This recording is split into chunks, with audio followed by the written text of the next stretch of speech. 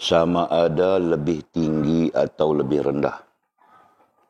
Dan jangan pula kamu minta keadaan itu berkekalan atau bertukaran. Kamu tidak ada pilihan sendiri dalam perkara ini. Jika kamu meminta, maka itu tanda kamu kurang sopan dan merendahkan darjat kamu dan merugikan kamu juga. Dengan yang demikian, teruskanlah bertindak sebagaimana yang kami tunjuki.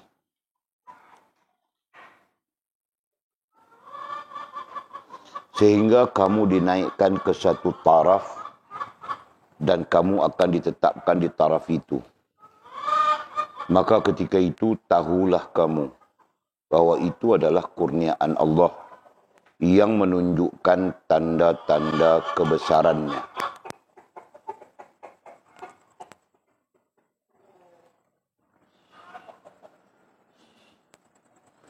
Tetaplah kamu di tempat itu dan tidaklah diubah-ubah lagi. Ahwal, yakni keadaan pertukaran kerohanian, adalah kepunyaan awliya, yakni wali-wali Allah biasa, dan maqamat, yakni perhatian kerohanian, adalah kepunyaan abdal. Wali Allah yang lebih tinggi tarafnya, yakni wali Allah yang lebih tinggi tarafnya. Syarahan ke-9. Lakuan atau perbuatan Allah itu dizahirkan kepada aulia dan abdal dalam kasyaf, yakni pandangan kerohanian, dan musyahadah, yakni pengalaman kerohanian. Dan ini melebihi jangkauan akal manusia. Dan mencari adat dan kebiasaan. Pengzahiran atau manifestasi ini ada dua jenis. Satu dinamakan jalal, yakni kebesaran dan keagungan. Dan satu lagi dinamakan jamal, yakni keindahan.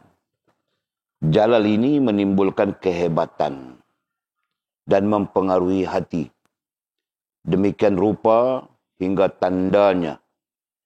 tanda-tandanya nampak pada badan kasar.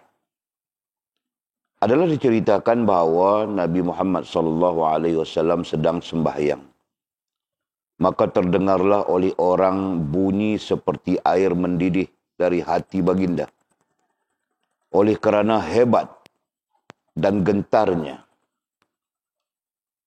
hati beliau menghadap Allah Subhanahu wa taala. Satu pengalaman yang baginda rasai apabila Allah menunjukkan keagungan dan kebesarannya. Kejadian seperti ini juga ada berlaku kepada Nabi Ibrahim alaihissalam dan Khalifah Umar radhiyallahu taala anhu. Pengalaman yang dirasai apabila Allah menzahirkan sifat jamalnya, ialah hati si hamba itu akan merasai gembira, sentosa, selamat, dan kata-kata yang kasih mesra, dan tanda-tanda yang mengembirakan tentang kurniaan yang besar dan kedudukan yang tinggi dan kehampiran kepadanya.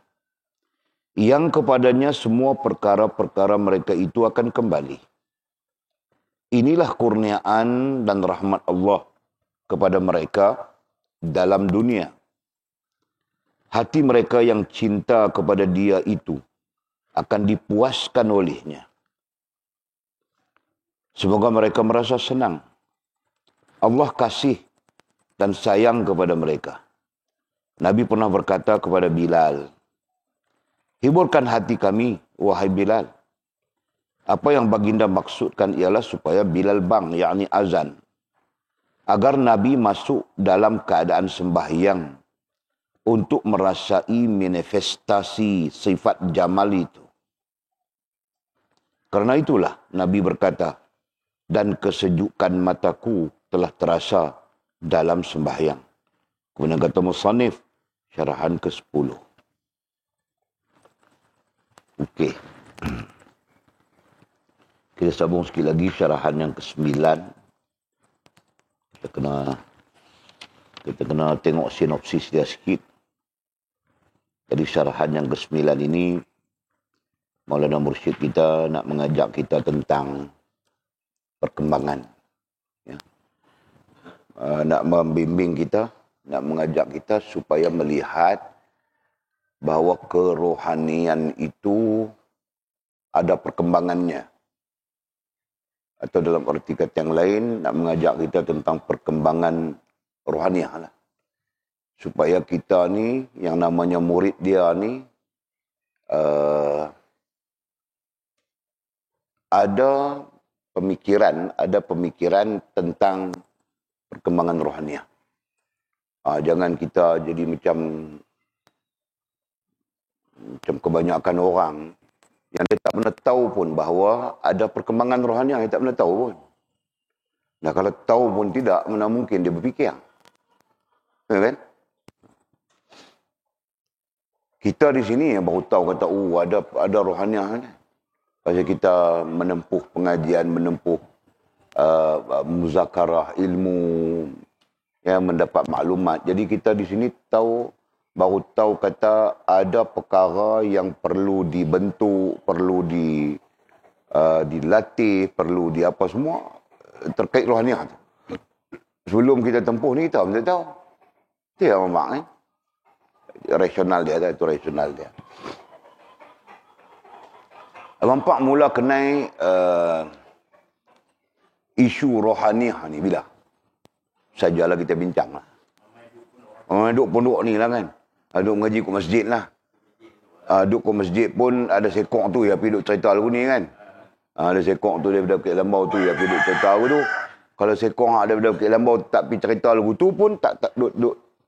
Maklumat tu ada tapi dia tak fokus tentang tu. Betul ya kan? Mangki, pengalaman Mangki? Baru nampak jalan lah. Tapi sebelum tu dengar. Bukan tak dengar, ada.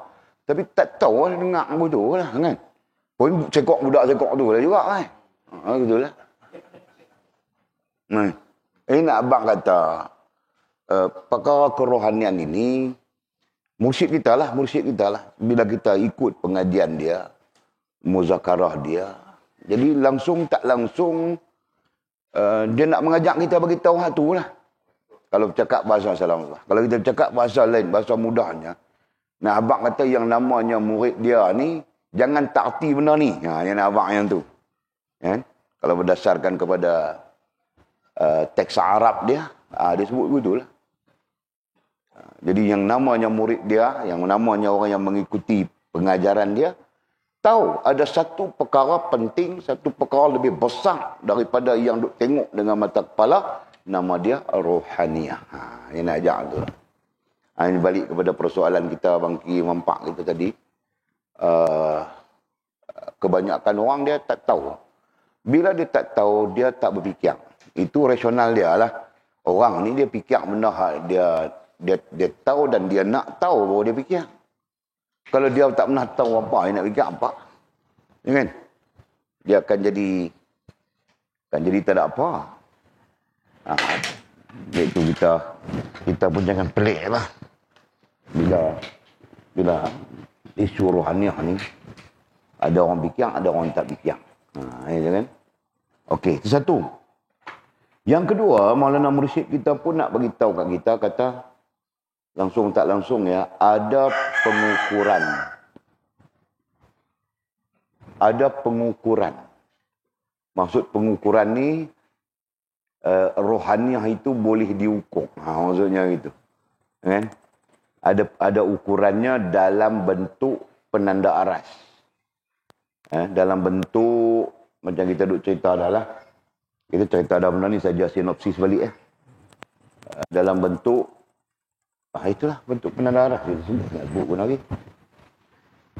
Yang kita cerita dah, bentuk dia, macam tu. Jadi, dia ada kenaikan, dia ada naik, menaik, itu kan. Menaik.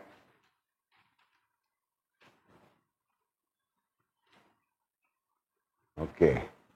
Ini dipanggil makam, kemudian yang ini dipanggil hal rohaniah, yang ini dipanggil hal jasmaniah, itu kan. Yang ini dipanggil asfal. Jadi dia ada ni kita nak panggil apa? Penanda aras kan? Dia ada penanda aras yang kita boleh hukum. Dia nak beritahu kita tu lah. Kan? Supaya kita ni sentiasa ambil bahagian dalam menghukum rohaniah kita. Jangan kita jadi orang yang keras seperti batu yang hidup ni. Kan? Dia tak pernah nak hukum rohaniah. Dia ada hukum jasmaniah ya. Dia abang kan? Bila dia hukum jasmaniah tanpa dia menghukum rohaniah, itulah timbulnya sikap tak pernah cukup dengan apa yang ada. Dia timbul tu. Kan? Timbullah tamak.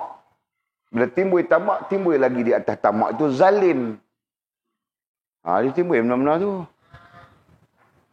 Kan? Nah abang kata apa pasal apa jadi aku tu? Pasal dia tak pernah hukum rohaniah dia. Poinnya orang tu lah. Siapa pun. Kalau dia tak hukum rohaniah dia akan, kalau dia handsome, dia akan zalim dengan handsome dia. Kan? Kalau dia lawa, dia akan zalim dengan lawa dia. Contoh kita cakap tentang zalim saja. Kan? Apa ramai orang perempuan kena kencing dengan kita handsome ni. Contohlah. Walaupun isu tu zaman muda-muda, ialah zaman muda-muda tu jadi pelajaran lah kepada kita. Tu orang ni kan. Konon kita kata suka, konon kita kata sayang, konon kita kata sayang. At the end, kita lari sekok pun kita tak ambil. Tak berdosa kan? Sayang kan?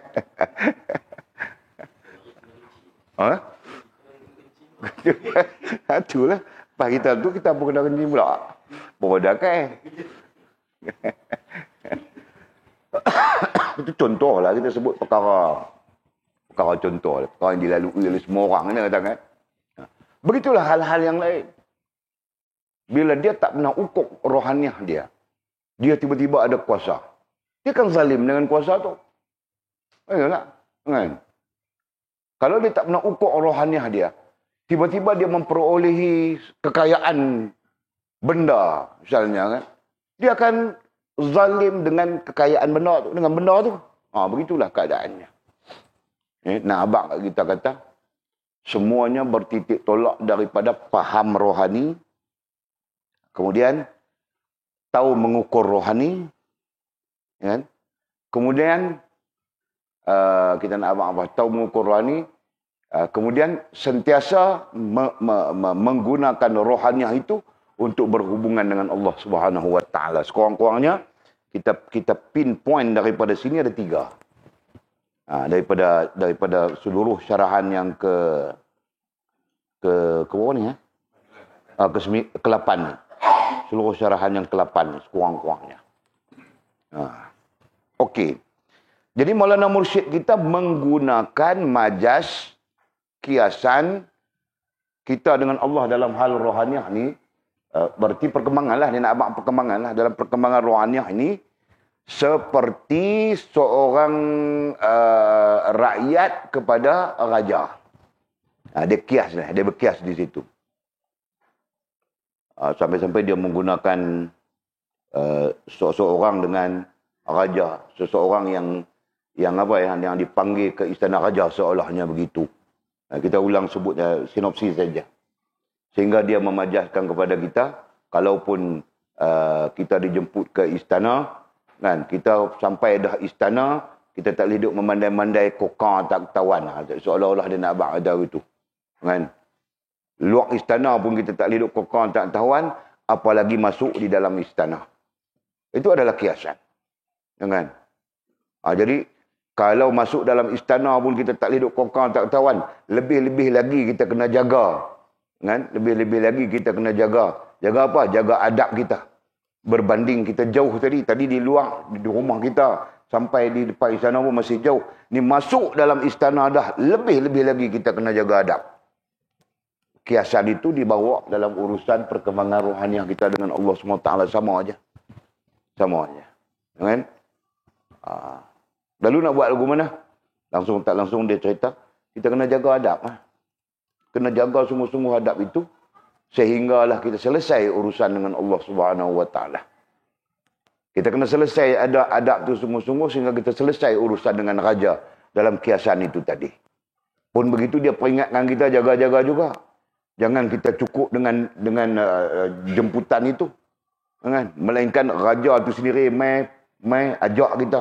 Ajak bahaya tak? Kalau kita buat apa pun dia yang ajak kita tak timbul masalah. Kalau kita tersilap tersalah pun. Kalaupun kita kena juga misalnya, dia mesti kita tak kena tang mana-mana. Mesti kita ada tersalah tang mana-mana.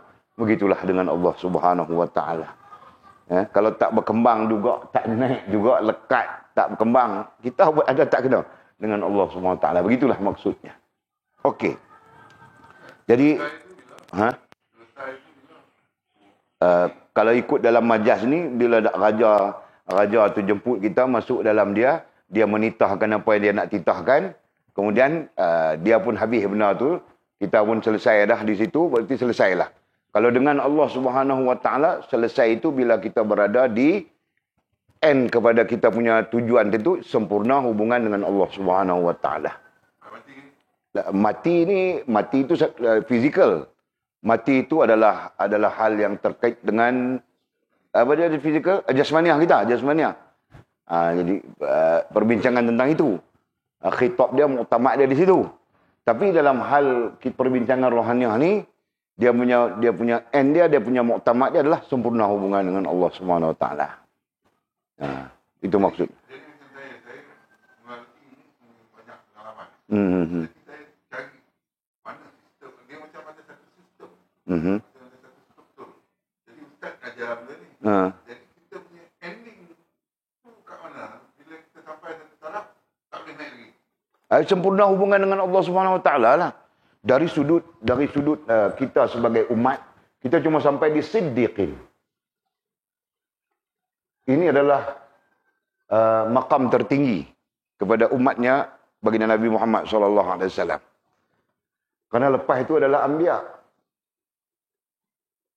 Lepas itu adalah anbiya. Kan? Jadi tak mungkin kita umatnya boleh naik sampai ke anbiya, tak boleh. Jadi berarti end dia dalam konteks kerohanian, dalam konteks maqamat kita dah sebut ni, di sinilah. Ini untuk manusia biasalah. Jadi dikatakan 3 stesen yang kita sebut ini. 3 stesen ini. 3 yang kita sebutkan ini dikatakan sempurna hubungan dengan Allah. 3 ni. 3. Dia sebut wilayah pun dia sebut juga kan. Ulaikal wilayatulillah dalam Al-Quran Allah Ta'ala sebut ni berkait dengan 3 perkara ni. Salihin, syuhada, siddiqin. Jadi persoalan tadi, dalam konteks perjalanan kita ni, kita sampai tang mana kita? Sampai tang ni? Kan? Boleh sampai, tak boleh sampai itu hak Allah lah. Jangan hak Allah. Allah boleh angkatnya. Tapi kita terlibat tak di dalam mengendalikan, membetulkan apa saja yang terkait lah, apa saja yang terkait dengan urusan rohaniah itu, kan? Dan membetuli tujuannya atau tidak. Itu perkara itu memang kita tak dapat elak, kan? Student lah. Jadi Maulana Mursyid kita pun dia langsung tak langsung dia cakap dengan kita ni as a student lah, sebagai student dia, kan? Kalau tak student dia, kita pun tak ambil tahu benda ni. Ya. Ni kalau ikut dia sebut langsung tak langsung ni. Setiap satu ni dia ada experience. Experience ini membantu untuk kita sampai experience ni. Experience ini membantu kita untuk sampai sini. Setiap satu tu ada pengalaman yang akan membantu macam mana nak mengembangkan rohaniah kita sehingga sampai kepada posisi yang kita sebutkan tadi. Kan? Ini kita bercakap tentang itulah. Kalau kita bercakap tentang Allah terima tak terima kita, Allah Ta'ala terima kita pun jadilah kita sebut lagu tu je. Kan? Sebagai menggambarkan sisi-sisi yang patut kita sampai. Okey. Boleh nampak tu Manji lah? Okey, Alhamdulillah. Jadi, kita lanjutkanlah. Pagi ni kita lanjutkan apa lagi pesanan dia. Kalau tadi terakhir kita sebut dah, bila kita dah sampai masuk dalam istana raja, lebih-lebih lagi kita kena berhati-hati. Macam itulah, bila kita sampai di makam. Ini kan, makam itu kita kena lebih berhati-hati. Kena jaga-jaga. Kalau tidak, kita tak boleh nak naik daripada satu ke satu. Kalau dalam istana raja tadi, kita jangan duk rejit kat dayang dia. Kan? Ni cerita lama lah, masuk istana dia adalah dayang-dayang dia. Kita pun tak tahu ke mana, kita tak bisa hidup zaman tu. Tapi tengok filem Piramli lah. Mak Nisfu jadi sultan. Kan? Oh, dia ada dayang-dayang dia apa pakai kan? Lagu tu lah bang kali. Jadi, kita kali duk rejit-rejit mata kat dayang dia, segak lagu mana pun. Tadi duk rejit tak tahu kan. Mana nak buat guna? Buat cara kita, duduk cara kita. Tertib, adab, elok gitu lah. Kan? Jadi, tengok tu segak rejit. Tengok anu segak rejit. Tu semua nak duri belakang tu. Contoh kita sebutkan, kiasannya tu. Sama lah kita dalam, ketika kita berada di keadaan-keadaan di maqamat ini, kita akan boleh duduk lelak, tak ketawa lah. Kita kena jaga sungguh-sungguh. Oh, tu yang cerita tadi. Langsung tak langsung tu bangkit ada pengalaman lah tu. Kita guna pengalaman tu lah. Kan? Dia main macam-macam. Macam-macam dia main. Kalau nak cerita macam-macam ni, kita pernah melaluinya, kita cerita sikit lah pengalaman kan. Tapi kita tetap sebut, bukan tak sama. Dia tak sama, kau ni lagu lain, kau tu lagu lain, kau ni lagu lain. Dia tak sama. Tapi tetap pengalaman. Bila kita berada di kerohanian, di makam kerohanian ini, dia akan main macam-macam, yang mana pengalaman itu nanti boleh membantu kita untuk berkembang. Kita sebut dah tadi, membantu kita berkembang. Apa dia? Dia main macam mana? Dia main kacau kita punya fikiran. Kan? Macam-macam nak abang macam-macam guna kan? Dah kita cerita pengalaman kita. Galak nak menikah. Dah kita abang tu Dia sebenarnya menikah ni, kalau Allah Ta'ala, menikah ni urusan Allah sesungguhnya. Kalau Allah nak kita menikah, Allah mudahkannya. Dia takkan payah apa benda pun. Sesungguhnya. Itu. Tapi masalah kita dalam konteks kita duk bincang ni, dia main benda tu. Kita jadi excited, kita jadi excited lah. Dan excited dia terjemah awal. Teruja. Kita jadi teruja. Di situlah yang kita selalu orang duk kata apa, kita pakai baju tak ukur badan. Duk jadi di situ. Bila dia main macam tu, itu antaranya. Kadang-kadang dia main excited dengan satu-satu benda, satu-satu perkara yang sabit dengan duit. Nak dapat duit ni. Dah dia main excited macam tu. Hal lain pula dia excited macam lain. Saya pernah excited memburu di dalam hutan. Ni saya nak cerita pengalaman. Memburu. Hingga segala kuliah pergi duduk lautan sebulan. Nak dijadikan cerita, bukan nak duduk sebulan, nak duduk seminggu je. Tapi dia jadi sebulan. Gila dekat seekor rusa yang cukup elok. Ni pun pelik kalau nak cerita ni. Kan? Gila kat rusa. Nampak rusa tu. Elok kami. Dia pun tengok kita. Lepas tu kita kejip mata tengok hilang. Kita nampak sana. Jauh pula dah. Kita pun turut pergi pelan. Dia pun tengok kita. Kita pun tampak dia. Kita bila nampak dia, kita kerah lah. Kerah dulu lah. Bahkan. Dia macam senyum-senyum kat kita tu ya. Lepas tu dia pergi pula dah. Nampak sana pula dah. Tu. Sebulan duduk lautan, orang pergi turut cerita dia. Dia cerita lama lah. Masa tu duk bawa zikir kerohanian ni, duk bawa lah, memang kita bawa. Memang kita fokus lah kan. Yang pingang kita tu pun ahli zikir kerohanian juga. Dia pun faham juga benda ni. Jadi kami 4 orang. Jadi semacam. Kok mana apa kita kena ambil usaha ni? Kok mana? Macam mana? Kok mana apa kita kena ambil tak? Kok mana apa kita ambil? Tu jadi sebulan tu. Ha? Makan tu kira apa yang ada kat lautan tu dah. Duduk gila usaha tu. Tu nak cerita kata, mungkin dia akan macam tu lah. Kan? Mungkin dalam bentuk yang lain dan sebagainya. Itu contoh. Lepas tu dapat kan tak? And penghujungnya baru kita dapat kawan kita mimpi. Itu bukan sebarang usaha. Banyak satu orang bercakap dengan dia kata, patut saya duk buru lah. Itu bukan sebarang usaha. Kan? Saja nak test hampa ya. Balik lah. Lepas tu baru pakat masing-masing macam orang tersedak daripada kena pukau. Baru tersedak daripada kena pukau. Rupa kita duduk sebulan dah kita duduk ni. Kan? Lepas tu cari jalan keluar tak jumpa. Lama cari jalan keluar daripada pagi sampai petang.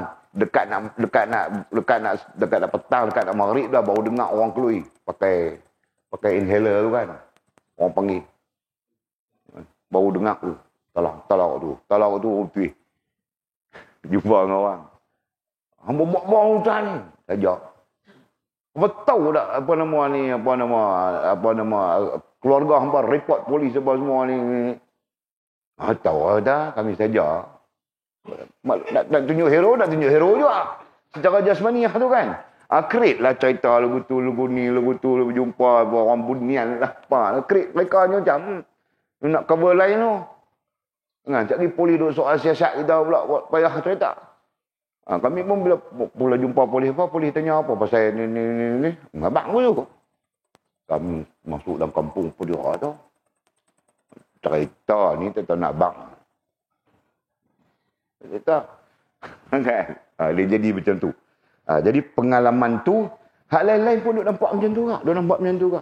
Bezanya keadaan saja. Keadaan tu saja beza. So tak pelik lah. Bila kita bercakap tentang perkembangan maqamat itu tadi, yang kita nak tengoknya adalah hal rohaniah, hal jasmaniah, keadaan rohaniah kita, keadaan jasmaniah kita. So di situlah akan menampakkan kepada kita perbezaan dan menampakkan kepada kita tentang berkembang atau sebaliknya. Boleh faham tak? Okey, jadi katanya lanjut. Oleh itu katanya janganlah minta pertukaran dari keadaan yang ada kepada yang lain. Itulah dia duk pesan kat kita sebelum ni. Sebelum ni, teks sebelum ni kan. Paragraf sebelum ni dia kata kita jangan duk minta, jangan duk berlampau-lampau lah minta. Minta tu boleh minta. Bukanlah bermakna tak boleh minta. Kan? Kalau kita dengan raja pun samalah. Kita kias kepada raja tadi pun samalah. Janganlah kita duk minta lebih-lebih. Tunggu dia nak bagi apa sudahlah. Ini kita nak minta tuanku. Berkenan lah dekat tuanku punya dayang tu. Boleh tak saya nak berbini dengan dayang tuanku? Mana boleh duk minta lagu tu? Contoh. Kan? Begitu. Dia pasal apa tak boleh tu? Dia kira luk lah. Ya kan? Macam tu kita dengan Allah SWT pun macam tu. Oleh itu janganlah minta pertukaran dari keadaan yang ada kepada keadaan yang lain. Kalau dah kita duduk tang ni, janganlah kita lebih-lebih minta pula dah lebih-lebih nak duduk tang ni, nak duduk. Jangan. Sebab perjalanan rohaniah ni dia ada apa? Tahap dia.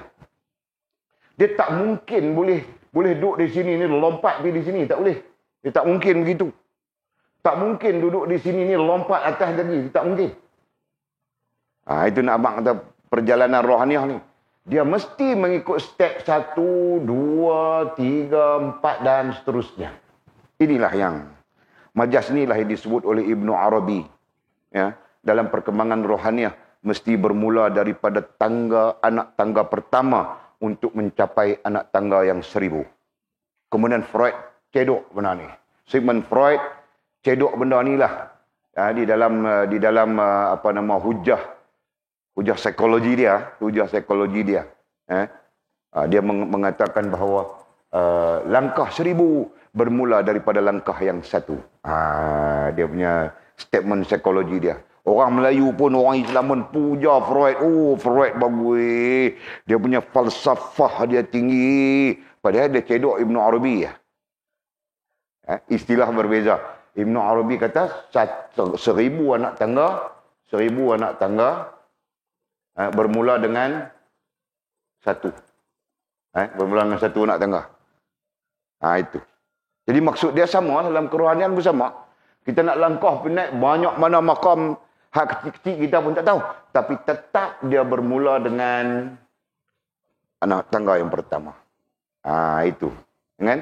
Dan sekaligus untuk menggambarkan kepada kita bahawa perkembangan rohaniah ini dia mesti macam tu. Dia takkan, kalaulah dia duduk tang ni, katakan, dia duduk tang ni. Dia sampai tang ni, makam dia bermula di sini awal, memang mula di situ. Tiba-tiba dia sudah berada di makam salihin. Itu munafik nama dia.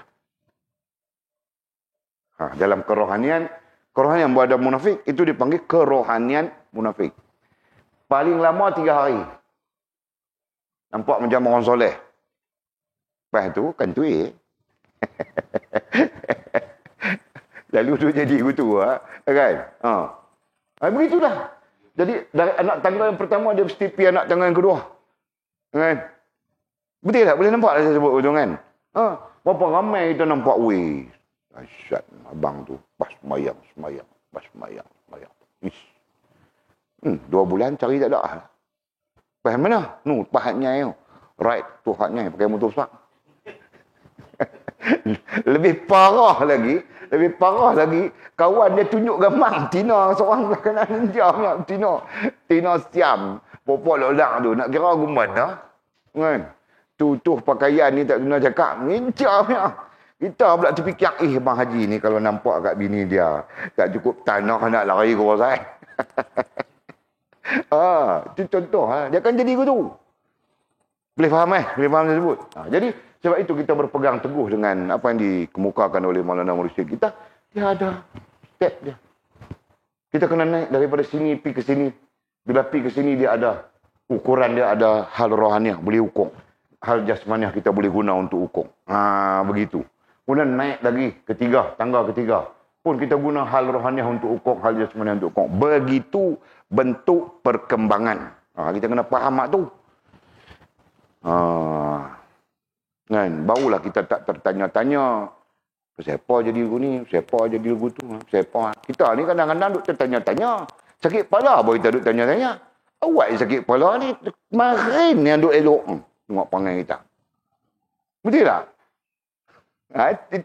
Itu adalah bahagian daripada kita sebutkan apa nama ni, apa tadi kita guna istilah ni? Carta ni istilah apa kita guna? Penanda aras. Itu sebahagian daripada penanda aras yang kadang-kadang kita tak sedang pun kita lok-lang. Boleh tak? Kalau kita duk tanya awak jadi lagu ni, pasal apa sakit kepala ni? Jadah. Tu. Kan? Jadi, nak abang tak? Kita sedang berada di jasmaniahnya satu hal. Tapi dalam konteks rohaniah, kita sedang lok-lang. Dengan Allah Subhanahu wa ta'ala, zat yang memberi sihat, memberi sakit, memberi susah, memberi senang, memberi apapun. Betul tak? Sama-sama kita cerita manusia ni lain, cerita sama kita ni lain. Tapi kita duk bincang ni kerohanian lah. Kan? Takut dalam masa yang sama kita dengan Allah pun macam tu.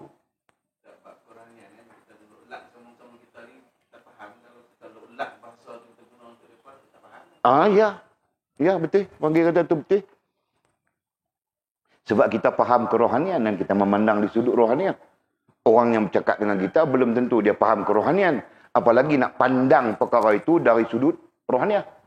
Kan? Itu lah. Okey. Sebab itu rohaniah ni, dalam banyak teks ulama' dia kata, kita kena makan, ambil garam tu bola mulut, baru kita tahu hakikat garam. Kalau kita tak ambil garam bola mulut, kita sekadar cerita garam masin tu garam, garam tu masin. Sekadar cerita, bukan hakikatnya. Sama, kerohanian pun bila kita terlibat, kemudian kita faham, kita reti, kita punya struktur benda-benda ni semua kita reti, baru kita tahu. Jika kita tak tahu, kita ada pukul macam itu. Okey. Jadi katanya oleh itu jangan minta pertukaran dari keadaan yang ada kepada keadaan yang lain. Kita ada di makam awam, Janganlah kita duk meminta nak hebat-hebat, jangan. Jadi maksudnya lagu mana? Kalau tak minta, lalui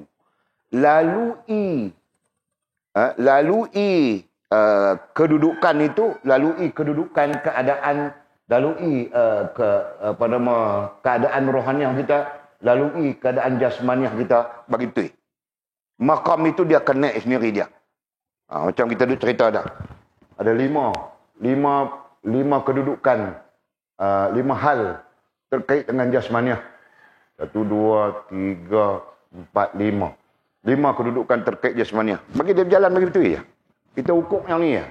Macam kita sebut, 1 pencari, 2 perindu, perayu, 3 perindu, 4 pecinta, 5 dicintai. Bagi betul ya. Memang macam ni kah istilah dia? Kut timbul tanda tanya. Dalam kita lah mengistilahkan macam tu. Ada para ulama yang guna istilah lagi dahsyatnya. Contoh Syekh Abdul Karim Al-Jili dalam teks buku kitab dia Haqiqatul Insan, dia menggunakan istilah lagi banyak dan lagi payah. Kan? Jadi kita merujuk kepada Maulana Mursyid kita ni, inilah istilah-istilah mudah faham. Cukuplah kita pakai istilah ni sudahlah. Kan? Kalau posisi kita sebagai pencari, itu petanda-petanda yang menunjukkan kita akan berkembang daripada sini akan berkembang pergi ke posisi awam. Tanda-tanda dia. Kan? Kemudian daripada sini pergi kepada perayu. Kan? Nah, itu tanda kata kita sudah masuk ke posisi kedua. Perayu. Ya Allah, ampun kalau dosa aku, ya Allah. Ampun kalau dosa. Hari-hari kita nak minta lagu tu. Itulah dia panggil merayu. Kan? Okey, kita berada di posisi kedua, tangga kedua. Berkembang lagi kita pergi daripada perayu kepada perindu. Daripada perindu. Ketika perindu itu tak berkembang lagi. Dia masih lagi di posisi kedua. Kan? Nah, jadi kalau tak sebut nama Allah kita tak boleh. Kalau kita tak merayu dekat Allah SWT kita tak boleh. Itu contoh keadaan-keadaan jasmaniah yang akan berlaku kat kita. Kita berasa sabar tak kena. Berasa tak selesai itu. Tak selesai ini. Macam kita tak semayang lah. Kan? Bila masuk waktu semayang kita tak semayang. Kita pun berasa resah tak kena. Macam itulah. Itu keadaannya perindu. Begitulah perkembangan seterusnya. Kemudian benda ni dia akan mempengaruhi perkembangan rohaniah juga. Sebagai contoh, bila kita duduk di ini secara kasar, bila kita duduk di perindu, kita akan tengok dia punya carta ni dia hubung tang mana. Kemudian kita nanti boleh baca balik makam kita tang mana. Contohlah kita bagi contoh ini. Dia kalau kita buat dengan komputer baru dia boleh selari. Dia buat ni dia tak selari lah. Tapi nak abang kata konsep dia tengok jasmaniah kita, tengok rohaniah kita, tahu makam kita. Ataupun tengok rohaniah kita, tengok jasmaniah kita, tahu makam kita. Seolahnya begitu. Kalau kita buat konsep mudah dia, hal rohaniah campur hal jasmaniah sama juga makam.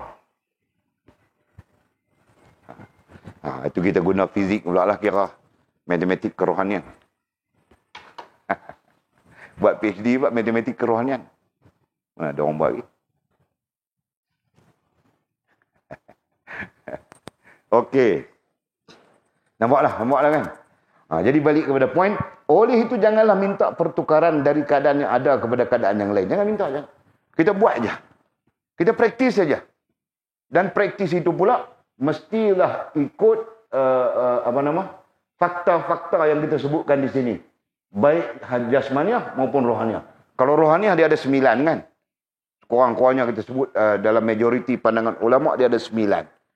Bagi ada tu lah. Ada taubat, ada syukur, ada sabar, ada zuhud, ada khauf, ada raja', ada redha, ada tawakal, ada mahabbah. Imam Ghazali tambah lagi satu, ada qanna'ah. Ada 10 ke 9 orang itu sebut. Jadi kan bagi ada dalam rohaniah kita. Kemudian bagi ada dalam jasmaniah kita tu pencari.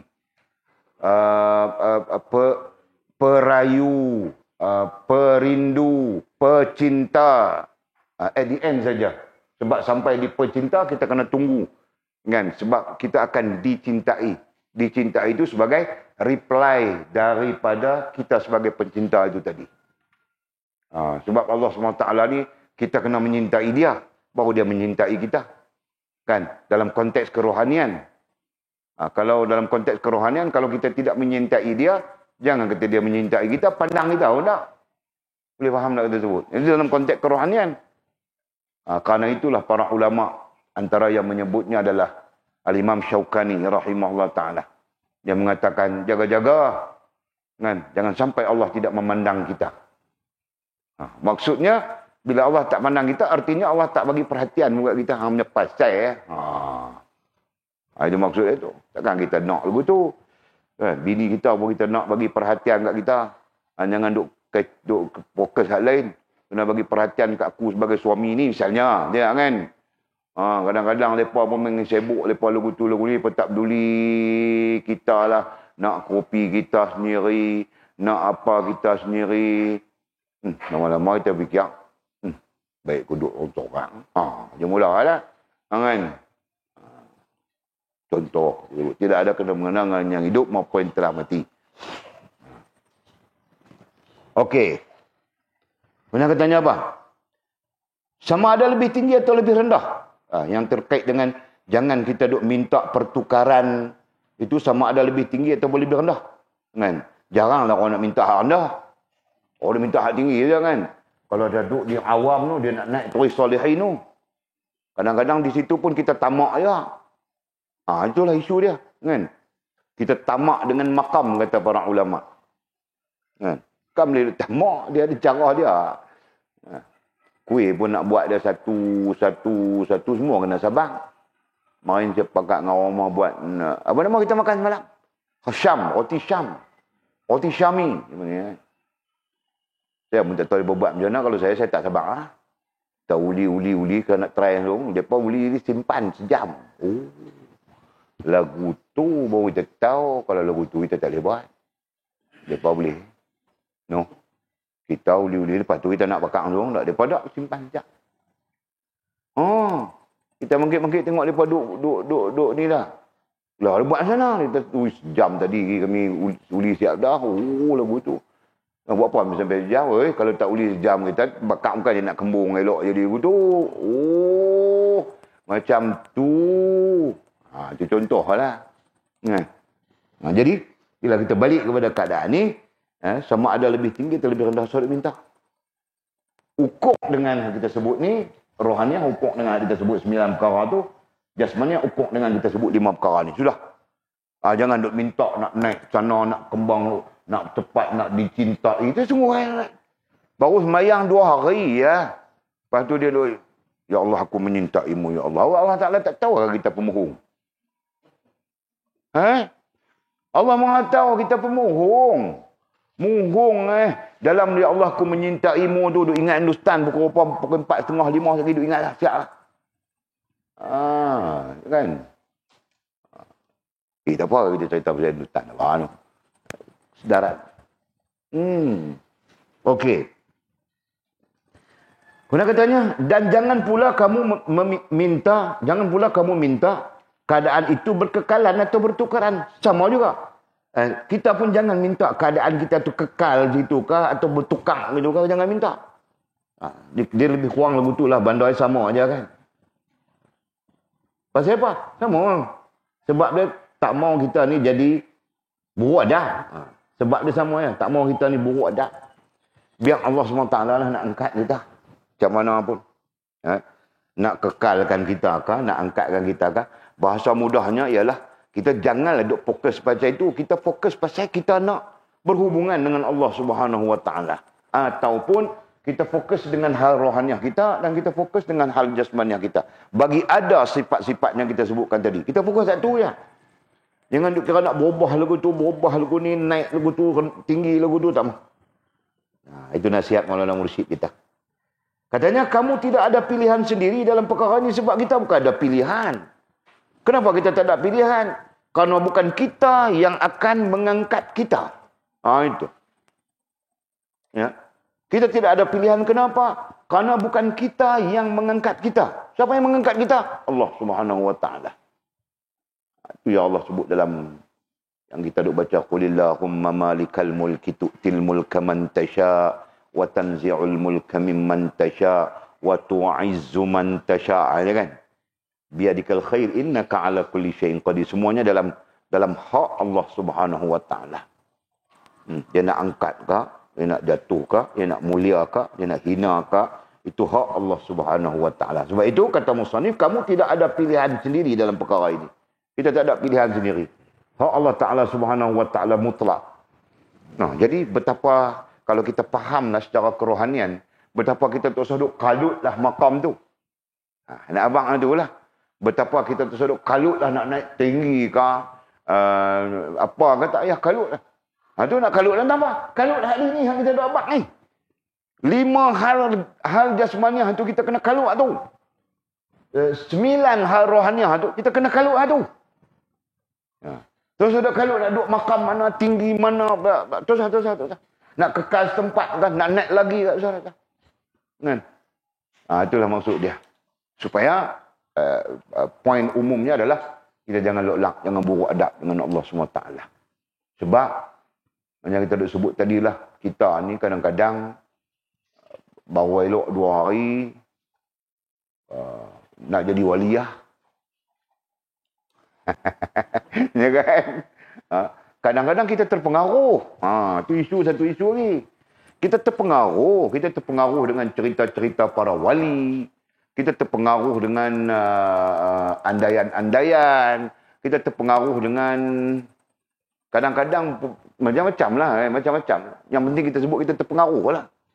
Jadi pengaruh ni lah yang akan antara lain menguasai fikiran kita, yang menyebabkan kita pun jadi kelang kabut, jadi tamak. Dalam bahasa kerohanian pun disebut tamak juga, jadi tamak, nak kepada sesuatu yang tak padan dengan kita, dan sebagainya lah.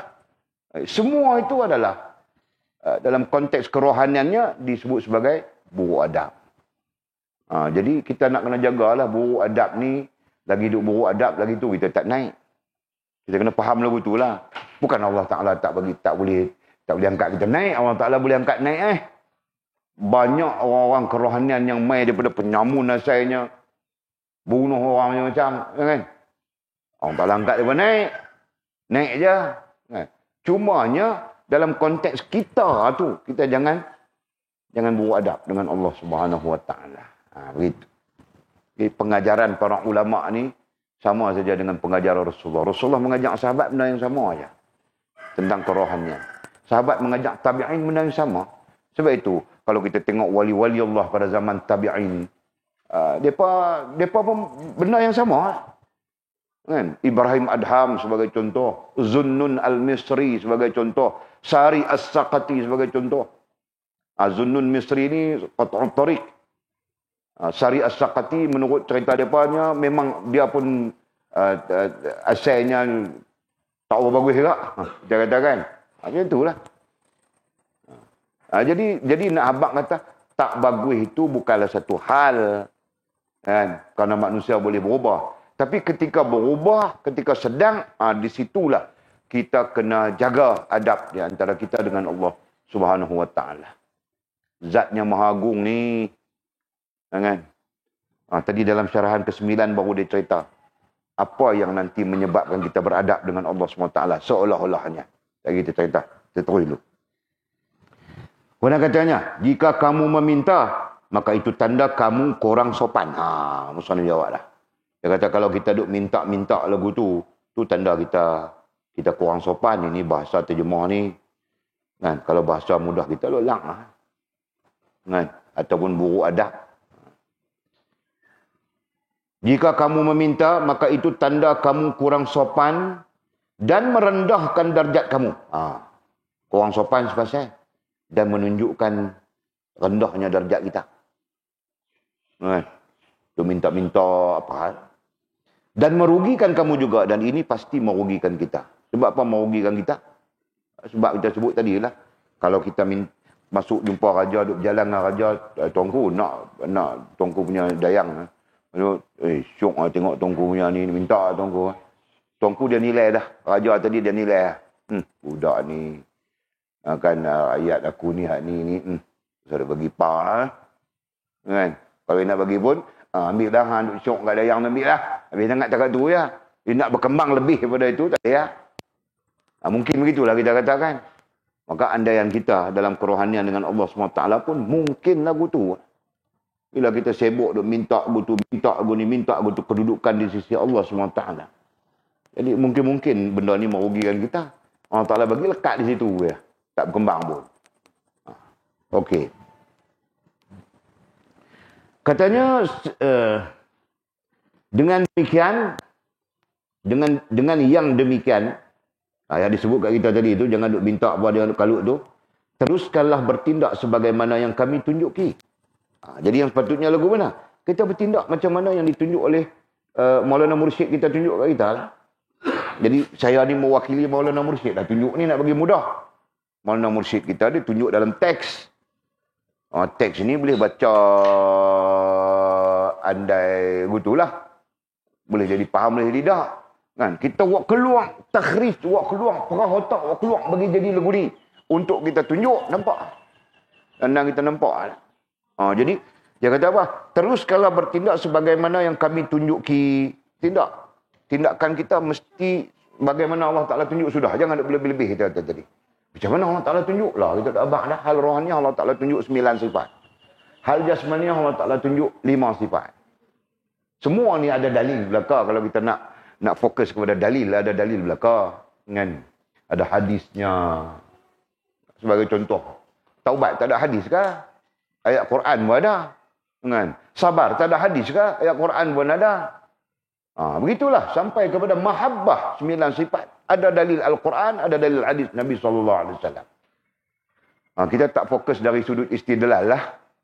Kalau kadang-kadang Wahabi, ada dalil kah? Ada dalil kah? Kita kena buka kitab istidlal lah. Dia panggil apa ya? Dia panggil istidlal. Dia panggil dalil-dalil kepada hal-hal yang kita sebutkan gitu. Begitu juga hal-hal yang kita sebut di sini. Al-Jasmani. Sama aja. Ada dalilnya. Baik Al-Quran maupun hadis Nabi SAW. Jadi ikutlah. Janganlah kita banyak-banyak agam, banyak-banyak hal. Ikut jalan yang Maulana Mursyid tunjuk kat kita. Dia kata, mana Maulana Mursyid tunjuk pun dia baca teks. Ni yang kita buat keluar ni. Tu selalu duk khilaf. Cari, mana ada Maulana Mursyid kita tunjuk lagu ni? Ustaz yang tunjuk lagu ni. Iyalah, kita pun buat keluar daripada sini lah. Nak tunjuk tu bagi senang. Tak kira lah yang namanya guru ni dia kena buat ajar lagu tu. Makin mengajak orang, makin orang jadi kebingungan. Makin mengajak orang, makin orang tak hati. Baik tu saya jadi guru. Berdosa besar kita esok ni. Tu. Tahulah dia pun fikir lagu tu kendak tu. Saya fikir lagu tu.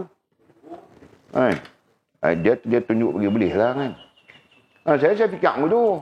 Baik tu saya mengajak di mana-mana masjid. Saya nak berhenti tu saya payah. Melainkan saya jumpa tempat berhenti. Yang saya boleh berhenti. Baru saya berhenti. Tak ada masjid dah tak komplain. Ustaz ni kalau dia mengajak memang lambat lah. Tak ada masjid. Semua masjid tak kita pergi semua komplain lagu tu. Dah kita nak buat lagu mana? Ya orang kan. Takkan kita nak berhenti tengah-tengah duk laju perak berhenti. Cari berguling. Kan? Dia ada skill dia. Dia ada kaedah dia. Jadi kita terikat dengan apa? Kita terikat dengan memberi orang faham. Bukan boleh cakap-cakap tinggal dalam keadaan tak faham. Tak boleh. Di situlah berdosanya orang yang mengajak orang lain. Kita kena jaga benda-benda tu. Kalau nak berhenti, kita jumpa tempat berhenti sekejap. Walaupun 10 minit lagi masa ada. Berhenti sekejap macam tu. Lepas tu sembang merapu, kisah politik, campur hak tak tadung dengan kita mengajak ni. Tak apa. Kan? Ini tak boleh. Jangan. Tapi itu saya punya prinsip perhatilah tang mana pun kalau saya mengajak, saya sangat jaga understanding tu. Kan? Kita tak mau gantung, cakap tu gantung. Kurang-kurangnya dia selesai pada hari itu, dia selesailah satu part yang tak tergantung dalam fikiran dia apa dia. Kecuali dia sendiri yang duk tergantung hang, kepala dia hang, mabuk ketom ke, nak marah dengan bini ke. Habis tu abang bini pun kali duk marah laki kakak no. Kita jadi bengong no. Mana bagi kan? Game otak kan. Saya biasa berdepan dengan satu isu. Pembentangan ini di universiti bukan universiti, maktab perguruan tinggi. Satu saya present satu paper psikologi lah, paper tu, topik tu psikologi, tapi kita kaitkan dengan tasawuf Islam, bagaimana tasawuf Islam menangani masalah tu. Keluar ambil benda ni. Dia punya pembentang dia nama apa nama dia, tak ingat lah, doktor mana nama tu. Dia keluar ayat dia habaq dia ambil daripada siapa tu. Masalah dengan bini ni boleh mati, kita boleh mati terjalan. Ayat dia lebih kurang bunyi gitu lah. Kan? Masalah dengan kawan pun kita tak mati terjalan. Silap-silap kita mati pergi bertumbuk dalam kelapa sawit apa tu ni. Tapi masalah dengan bini dia boleh mati terjalannya apa main? Betul ke kak? Tanya ini satu apa orang panggil dia cedok daripada psikologis mana saya tak tahulah, tapi dia mengatakan begitu. Sebab masalah dengan bini ni dia bukan nak habis duduk dalam tu, duduk kereta tu, duduk fikir nak buat mana ni. Tu. Dengan kawan dia boleh habis. Kan? Masalah dengan kawan besar mana pun boleh habis. Saya latih diri saya masalah kalau pejabat tak pejabat ya. Balik rumah saya tak ada masalah apa lah. Saya begitu. Boleh tak kalau kita tukar yang sistem ajar tu kepada organisasi company? Macam Nabi Rasulullah tu chairman. Boleh kan? Dia tu fakta andaian, tak ada hal apa. Saya nak kena faham. Tak apa macam Maulana Mursyid kita, dia bawa main isu raja ni pada zaman tu. Kan? Zaman dia Abbasiyah sampai masa tu masih Abbasiyah lagi lah. Kan? Jadi kesultanan pada masa itu menjadi inspirasi. Kita lah mana ada kan, Republican. Jadi tak timbul lah soal tu. Allah Ta'ala tu bos, big boss. Yes. Nabi tu Rasulullah tu chairman. Boleh. Boleh, tak ada hal apa. Tapi janganlah kita sebenarnya hakikatnya terlalu rendah lah untuk meletakkan Nabi itu sebagai itu kan. Sebenarnya dia lebih daripada itu. Tapi nak bagi kita faham tak ada hal. Tapi kita akan duk berfikir, takkanlah pepegang jabatan ni sampai benjing. Itu maklumat dah ada. Kan? Isu dia kan. Aneh lah sikit. Macam kita duk buat organisasi macam tu. Takkanlah aku nak duduk jawatan ni. Aku nak kena naik juga atas lagi. Tak ada hal lah. Itu. Good, very good. Cuma saya tak ada nak convert kau. Saya tak ada nak convert kepada apa kau tadi sebut organisasi. Nanti ke depan nak tahu. Kita olah pula pergi ke kod organisasi pula. Kan? Okey. Punya katanya apa? Dengan yang demikian teruskanlah bertindak sebagaimana yang kami tunjuki. Payah mengayak ni. Dia tak boleh pincuk sikit lah. Jantan-jantan tu yang payah tu kita tangkap melewang lah.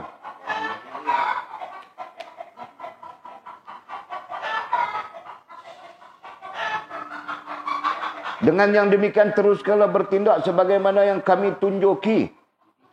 Sehingga kamu dinaikkan. Perhatikan. Sehingga kamu dinaikkan ke satu taraf. Kita ikutlah apa yang Maulana Mursyid dah tunjuk kat kita. Sebenarnya bila disebut tunjuki di situ, kalau orang sebut dalam bahasanya tarik lah. Kan? Maulana Mursyid kita dia ada tarik dia sendiri. Setiap hujjah ni, setiap hujjatul Islam ni dia ada tarik dia lah. Jadi tak salah lah kita nak ikut mana-mana tarik. Ada orang ikut tarik Imam Ghazali.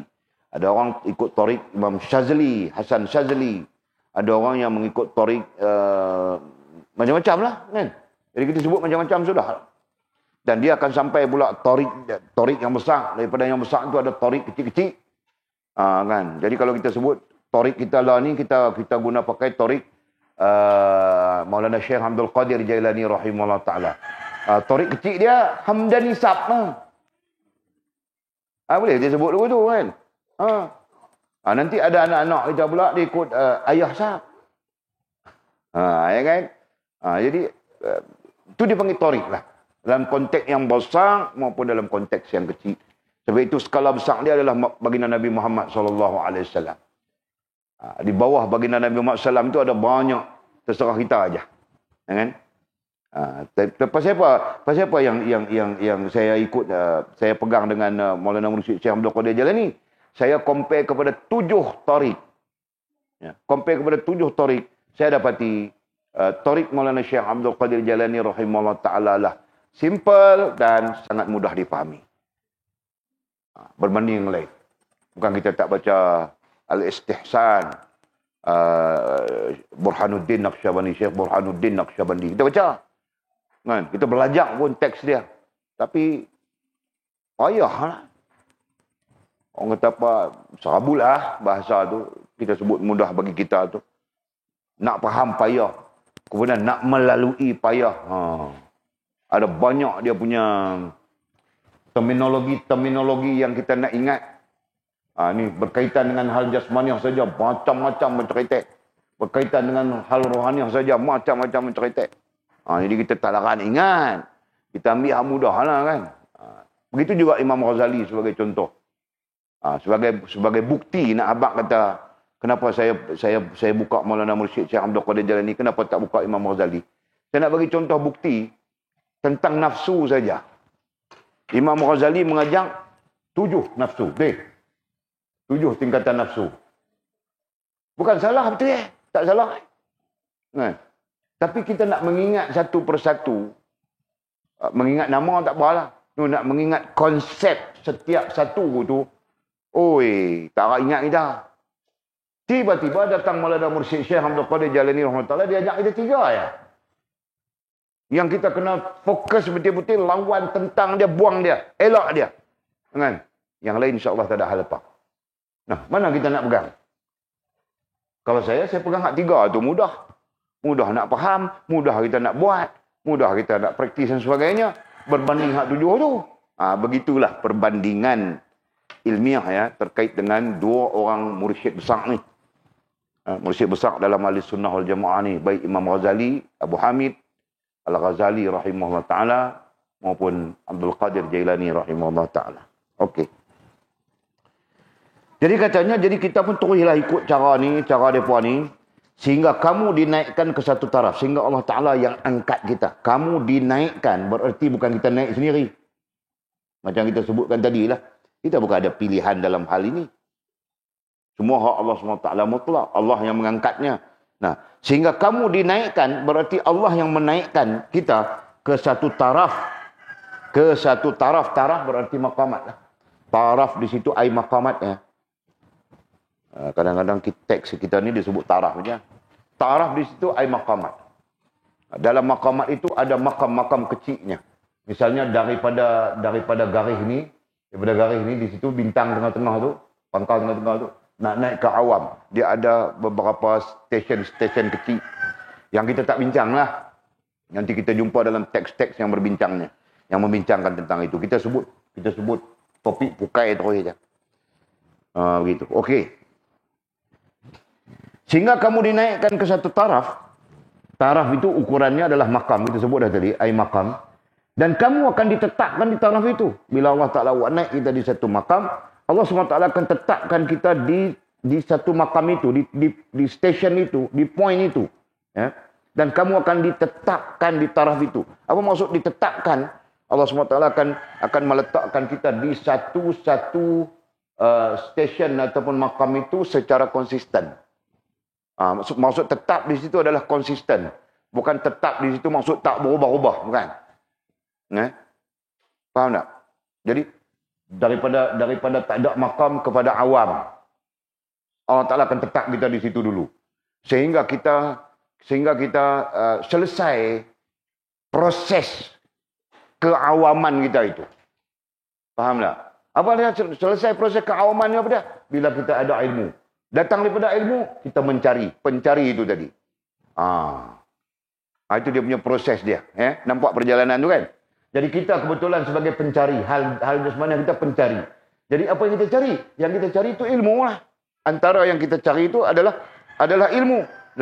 Jadi Allah akan menetapkan kita di posisi awam dan sebagai pencari. Hal jasmani kita sebagai pencari untuk satu masa. Kan? Ada pendapat lain mengatakan sehingga kita istiqamah. Ya, sehingga kita istiqamah. Tapi betul pun. Kan, ilmu ni pun kadang-kadang. Kan, kadang-kadang gaya lingkup mengai. Gaya nak istiqamah sikit, lingkup nganga kedai kopi. Gaya nak istiqamah sikit ya, kawan-kawan ajak pergi clubbing. Lingkup. Ya Umi. Saya percaya siapa pun di antara kita nak boleh istiqamah dengan majlis ilmu ni. Kita pun jenuh tepih banyak tak. Kan? Sama ada kita nak belajar maupun kita nak mengajar, sama ya keadaannya. Jenuh tepih. Tak nak boleh tu. Kan? Orang. Kadang-kadang dengan bini kita abang kemarin dia berjanji nak pergi shopping lah apa hari ni, tak mau pergi, nak pergi mengaji. Bang tahu tak dia kata, Nabi kata berjanji muhung tu munafik bang. Bini buat kita. Kan? Okey, dia kita janji nak pergi shopping kemarin lah kan. Tak tahu kata malam ni ada mengaji.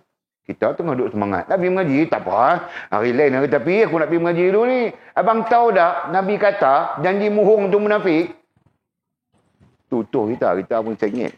Kata apa?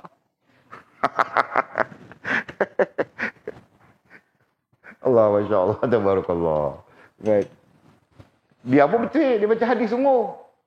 Dia nak kata apa kat dia? Hak dia baca tu hadis sungguh. Tinggal kita pun nak jawab aku mana nak balance tu kan. Tu ilmu kita.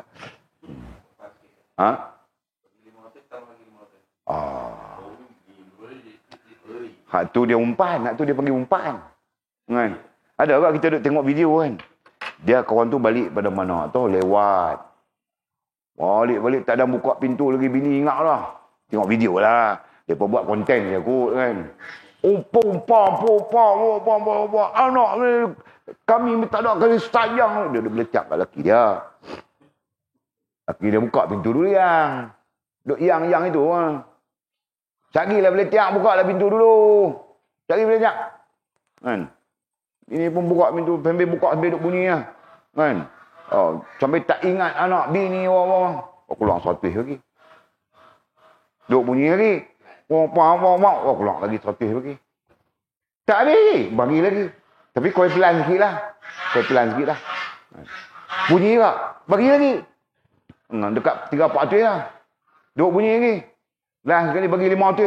Bunyi pergi seluruh. Bukan apa. Saya ni risau abang. Dia bunyi elok lah ayat tu.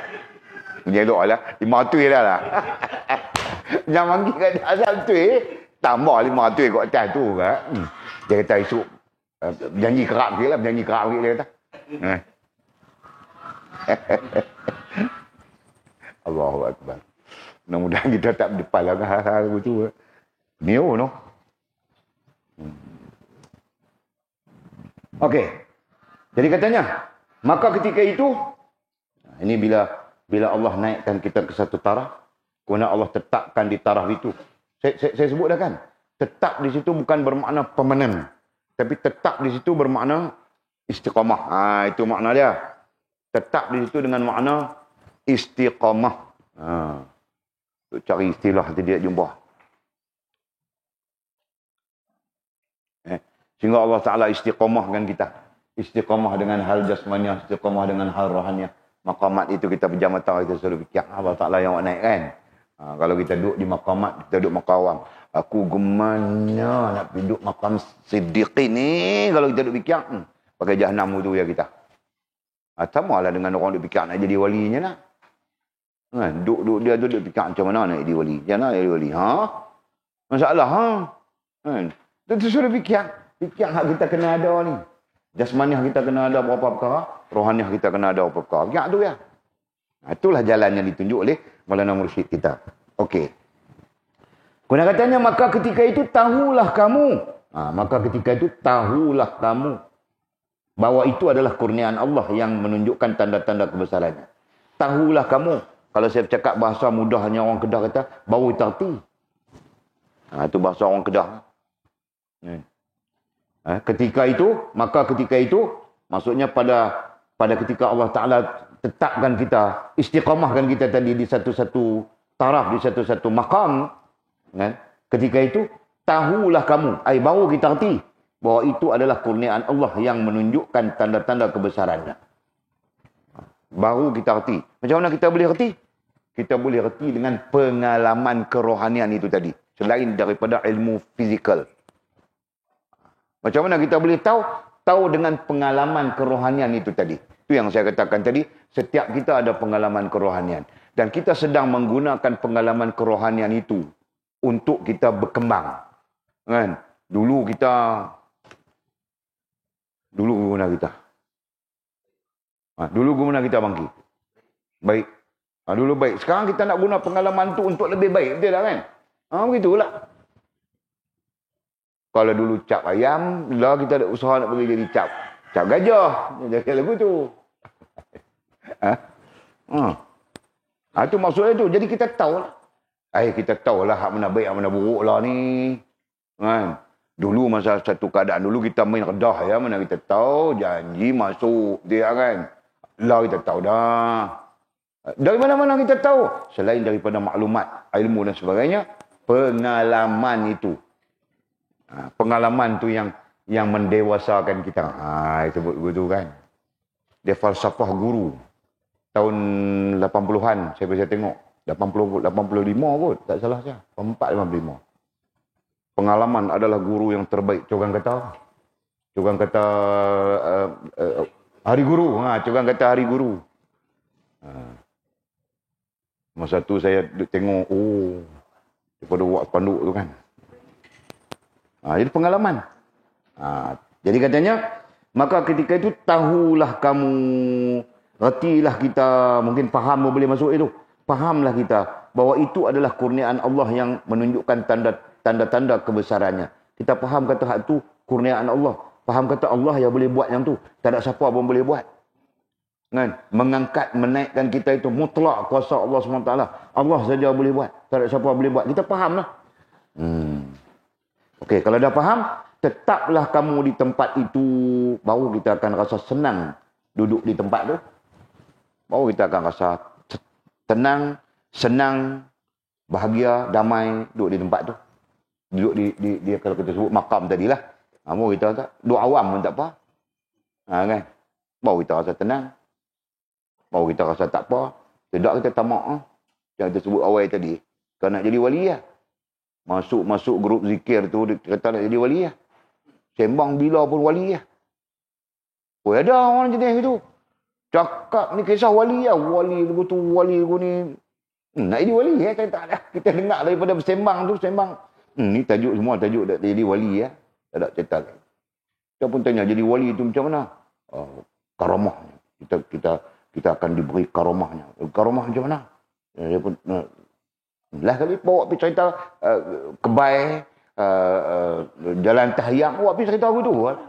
Mana dia sendiri tak ada satu understanding yang orang panggil yang standard understanding. Faham yang standard terkait dengan wali. Istilah wali itu sendiri. Kan merapu lah. Itu kita daripada awal kita doktrin siap. Wali ni makna dia orang sempurna hubungan dengan Allah. Dengan merapu lah. Jalan atas kabel tak meletup. Jalan atas hayang tak tenggelam dan sebagainya.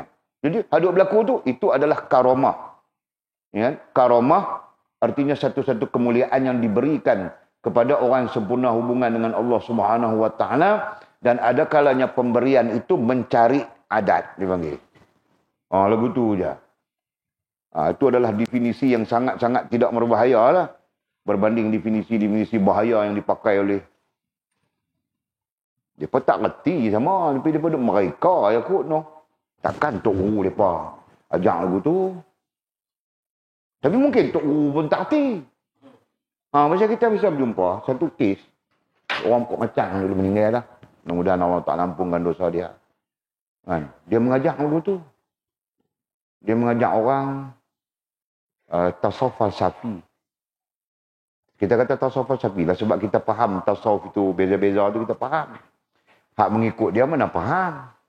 Bila tak faham tasawuf falsafi, konsep tasawuf falsafi dia berpegang dengan tekstual. Orang tanya Baitullah di mana? Kan? Tanya mereka ikut dia, mereka kata Baitullah dalam ni.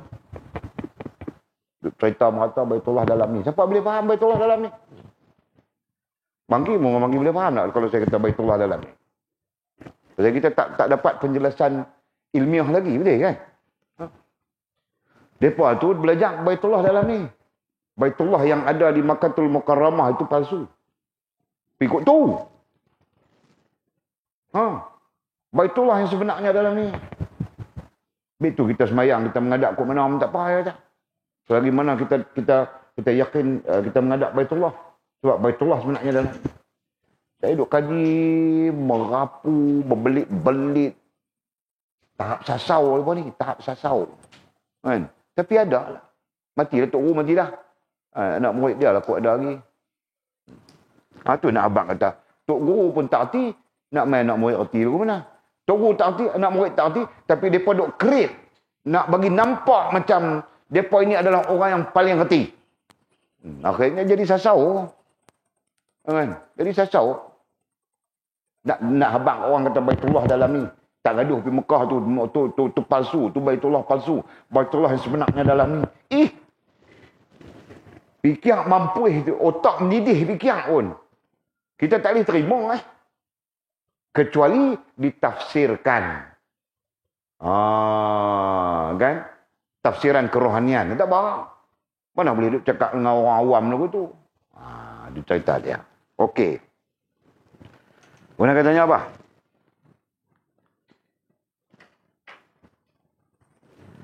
Tetaplah kamu di tempat itu. Tetaplah kita di makam itu. Jangan duk patah balik lah. Selalunya duk jadi. Dia duk sini dah. Lepas tu jatuh sini balik. Selalunya duk jadi lagu tu lah. Dan kita pun tak nafi. Dalam pemahaman kerohanian kita pun kena sedang. Jangan buat main. Kita ni kalau duk mana-mana pun, kita boleh jatuh balik sini ni. Dia bukan jatuh main daripada sini. Jatuh tawabin. Boleh jatuh ke awam. Kalau jatuh lagu tu besar rahmat lagi lah kita kata kan. Dia boleh jatuh gedeguk tu. Ni, dia jatuh mai di bawah ni, 4 di bawah ni. Dia takut tu. Berapa ramai yang duduk canggih tadi kita cerita kawan kita seorang kan. Duduk masjid elok dah Kalau makam tu kita tengok macam gaya-gaya muqarrabin dah. Cara kita tengok kasang-kasang betul lah kan. Muqarrabin dah ni dengan semayang, dengan dai hitam, dengan semayang dia, sujud dia kalah orang. Selalu dia mufarakah semayang, tanya siapa? Saya tak dan habis ke duduk tasbih, dia pun bangkit dah. Saya mufarakah. Udah. Dia fikir ni mengaji fiqah ke tak kan? Tapi tak apalah. Kita tak kata apa kan? Dengan keadaan dia, dengan pakai jubah dia, dengan tetapi join geng motor besar, dia beli motor besar, duduk peluk betina kiri kanan lagu tu. Munasabah kah kita nak abang? Kan? Kalau nak fikir dari segi logik, takkan ni. Kawan duduk makam muqarrabin lah ni. Tapi nak abang kata bila dia jatuh, muqarrabin ke apa, bila dia jatuh di sini. Dia jatuh, dia terandah di sini. Kalau cakap bahasa kasar, dia terandah di sini. Ni garis ni. Bila dia terandah di sini, dia tak peduli, dia tak kisah, dia buat tak tahu, buat tak apa saja, dia akan jatuh satu persatu di asfal. Dia tetap macam tu keadaan dia. Perhatilah siapa pun. Siapa apa kita pun. Kalau kita duduk, kita tinggal mengaji-mengaji, tinggal zikir-zikir, kita bersebut benda ni, tengok perhati. Dia akan jatuh macam mana. Kau lah nak buat test ke, kan? Saya takut test ping ayak tu. Tak ada nak tahu balik. Tapi dia tetap keadaan dia macam tu. Perhatilah. Okey. Kita sebut perhati tu pasal apa? Pasal dalam kerohanian ni kita kena ada perhati. Kan? Kita kena ada perhati. Kita kena ada tengok. Tengok dengan mata kasar kita. Kemudian akal kita menafsirkannya. Hati kita menetapkannya. Itu kaedah dia. Okey. Tetaplah kamu di tempat itu dan tidaklah diubah-ubah lagi. Jangan diubah-ubah sendiri. Allah yang akan ubah. Allah yang akan angkat. Kesimpulannya begitu. Jangan diingat kata kita boleh buat sendiri lah. Jangan diingat kata aku kalau aku pulung-pulung ni aku mesti boleh jadi walinya. Dah. Allah Ta'ala yang angkat. Okey. Kemudian kata musannif penjelasan akhir syarahan ini. ahwal katanya. Ahwal, keadaan pertukaran kerohanian. Kita mengguna ahwal jamak daripada hal. Ahwal, perkataan ahwal itu adalah plural daripada hal. Kalau baca singularnya, kita baca hal. Baca pluralnya, ahwal. Itu cara bahasa Arab. Jadi kita takut keliru. Tu ada yakni keadaan pertukaran kerohanian. Musannif, mursyid kita disebut keadaan pertukaran kerohanian tu. Kan? Adalah kepunyaan awliya katanya. Ya. Jadi para awliya ni depa selalu berubah berubah hal rohaniah dia selalu berubah. Berubah selalu berubah macam mana? Daripada satu kepada satu, satu kepada satu, satu kepada satu. Sehingga dia sempurna hubungan dengan Allah. Awliya dengan makna wali-wali. Wali-wali dengan makna orang yang sempurna hubungan dengan Allah SWT. Jadi perubahan rohaniah mereka itu, pertukaran itu perubahan, senang. Perubahannya tertakluk kepada perkembangan. Jadi perubahan rohaniah, pertukaran rohaniah ataupun perubahan kerohanian itu tertakluk kepada perkembangan.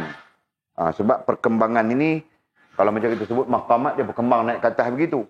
Kalau kita sebut hal rohaniah, dia berkembang begitu. Jadi dia tertakluk kepada perkembangan itulah. Bukan nak sama. Dia berbeza-beza. Mungkin dia akan berkembang macam mana. Ada yang berkembang taubat dulu.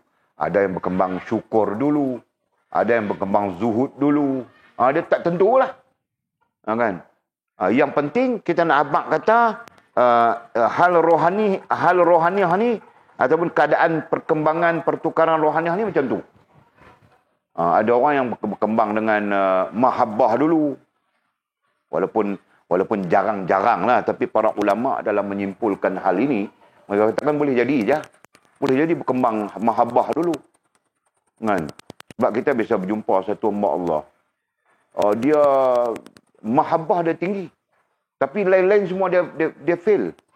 Pakaian ke apa semua kita kata fail lah kan. Tapi di sisi Allah, Allah lah yang berhak untuk nak menentukan lagu mana pun.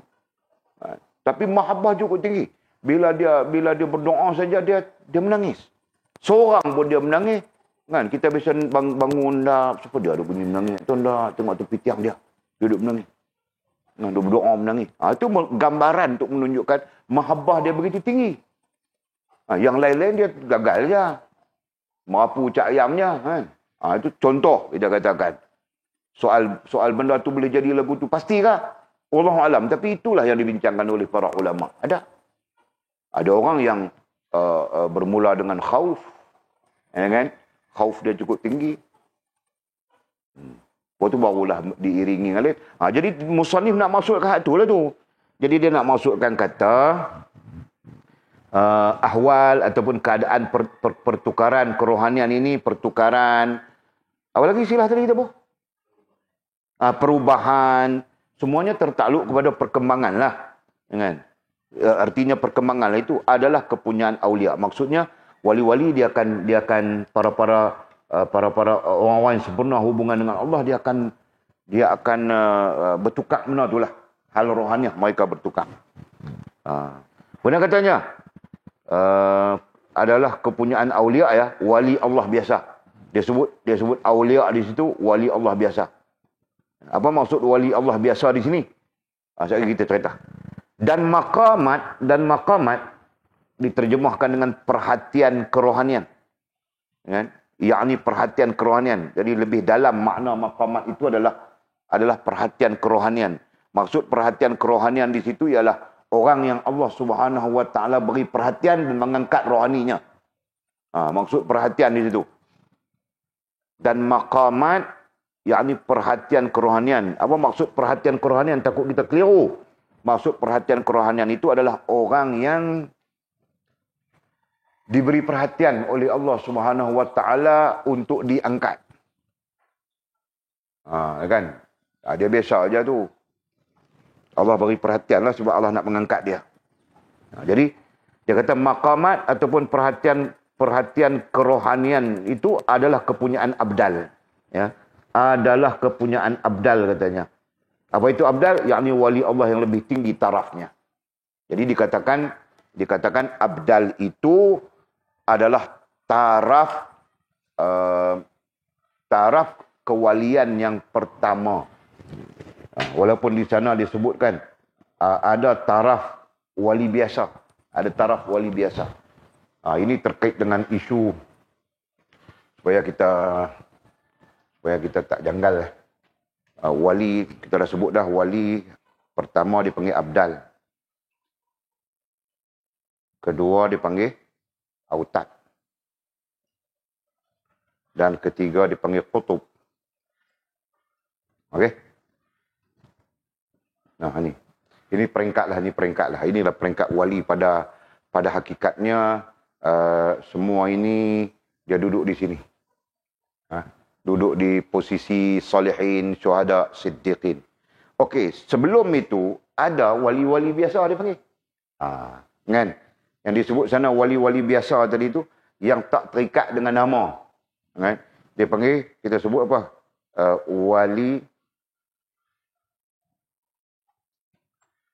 Wali-wali biasa. Itu istilah yang ada di teks kita. Apa maksud wali-wali biasa? Wali-wali biasa ni orang yang sempurna hubungannya dengan Allah SWT, tetapi tak mencapai kedudukan sebagai abdal, apalagi autad dan kutub, kita katakan. So, lazimnya mereka di sini. Mereka berada di posisi muqarrabin. Jadi, notekan benda tu. Sebab istilah muqarrabin adalah istilah Al-Quran. Orang-orang yang dekat dengan Allah Subhanahu Wa Taala. Muqarrabin. Kan? Posisi muqarrabin di situ. Itu dipanggil wali-wali biasa yang mereka dah mencapai kesempurnaan hubungan dengan Allah, tetapi tak masuk lagi di dalam abdal, tak masuk lagi di dalam autad, apalagi kutub lah. Itu abdal yang paling rendah posisi makam wali yang kita sebutkan. Jadi apa makna abdal? Abdal adalah orang yang berjaya menukarkan seluruh keinginan dia dan dengan bernaung pada kehendak Allah Subhanahu Wa Taala. Itulah dipanggil abdal. Ya, kerana perkataan badal itu dengan makna menukar, mengganti. Kalau keinginan kita masih lagi tak sesuai dengan Allah Subhanahu Wa Taala, bercanggah dan sebagainya, maka itu kalaupun kita dah sempurna hubungan dengan Allah, berarti kita berada di posisi biasa, ya, kesempurnaan biasa. Jadi atas tu dah luar biasa dah. Abdal apa semua tu luar biasa dah. Jadi mereka ni lah yang dianugerahkan oleh Allah SWT karomah-karomah yang berbagai-bagai. Okey. Okey, selesai dah tu syarahan yang ke-8. Ada pertanyaan apa ada di situ?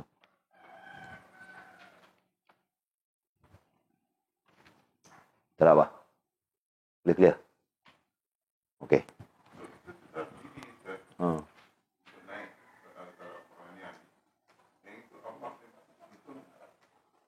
Ya. Dia part Allah tuntun itu satu hal.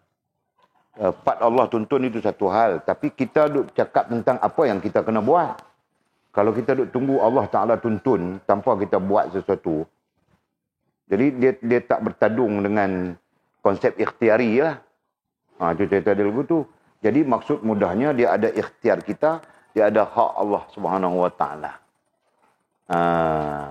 Ya kan? Jadi adalah ikhtiar kita sesuai dengan nak mengembangkan rohaniah kita.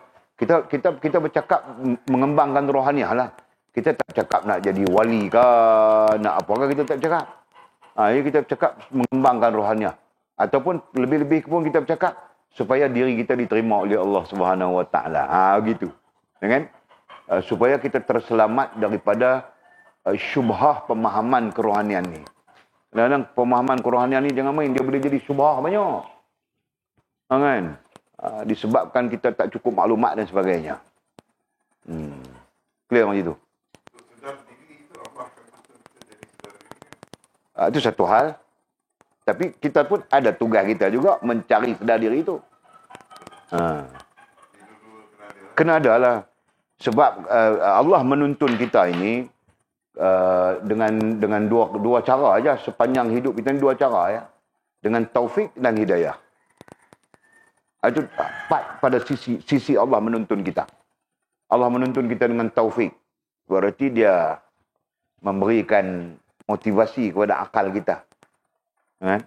Kemudian akal kita tu akan menuntun kita kepada hidayah Allah Subhanahu Wa Taala. Yang pada hakikatnya Allah Subhanahu Wa Taala yang menuntun kita kepada hidayahnya. Begitulah. Jadi kita pun sebut wabillahi taufik wal hidayah. Taufik itu daripada Allah Taala, taufik berarti motivasi untuk berubah, kan? Dan menyampaikan kita kepada hidayah. Bukan kak daya.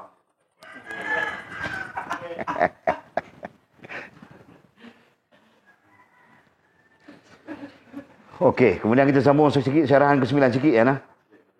Syarahan ke-9 katanya, lakuan atau perbuatan Allah itu dizahirkan kepada aulia dan abdal dalam kasyaf. Kita sikit ya kita bincang. Lakuan atau perbuatan Allah. Jadi kita nak baca dua-dua pun boleh, kita nak baca satu pun boleh. Kalau baca satu, kita baca perbuatan Allah Subhanahu Wa Taala. Dalam bahasa Arab dia panggil af'al. Itu kita mengaji dalam jalur tauhid itu. Ya, af'al Allah Subhanahu Wa Taala. Selain daripada sifat Allah, ada satu perkara lagi dipanggil af'al Allah. Sifat dengan af'al akan menunjukkan kepada kita zat Allah Subhanahu Wa Taala. Dengan demikian, kita boleh memahami zat Allah Subhanahu Wa Taala melalui sifat dan af'al. Af'al itu yang kita terjemahkan dengan makna perbuatan. Jadi katanya, lakuan atau perbuatan Allah itu dizahirkan, dimanifestasikan, dijelmakan kepada aulia, kepada wali-wali. Wali itu kita sebut tu. Sama ada wali itu biasa dan abdal. Dan abdal atas lagi tu. Sama ada wali biasa ataupun wali abdal. Yang atas lah teruinya. Autad, kutub dan sebagainya. Tapi sekurang-kurangnya Allah SWT akan memanifestasikan, menzahirkan. Ada satu istilah lagi sangat ilmiah, mentajallikan. Itu sangat ilmiah. Sebab nanti kita akan berjumpa dengan istilah tajalli. Apa maksud tajalli? Tajalli maksudnya Allah menunjukkan kepada kita kebesarannya, keagungannya, yang menyebabkan kita terpengaruh dan sedak diri. Itu balik kepada persoalan wajib tadi, sedak diri itu. Jadi sedak diri kita itu perlu dipengaruhi oleh kebesaran, keagungan, keindahan Allah Subhanahu Wa Taala. Itu yang disebut manifestasi tadi.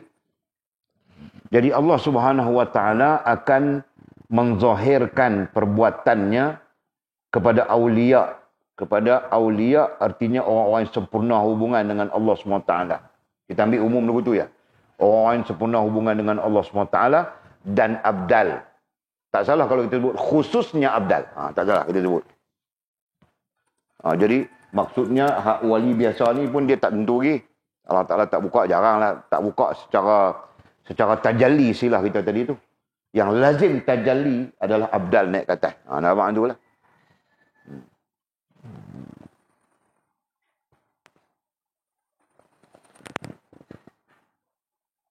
Perbuatan Allah itu dizahirkan kepada aulia, orang yang sempurna hubungan dengan Allah, dan abdal, satu tahap ya, dalam kasyaf katanya. Dalam kasyaf, yakni pandangan kerohanian. Dalam kasyaf, yakni pandangan kerohanian. Dan musyahadah, yakni pengalaman kerohanian. Ya. Dan ini melebihi jangkauan akal manusia dan mencari adat dan kebiasaan. Disebut tu.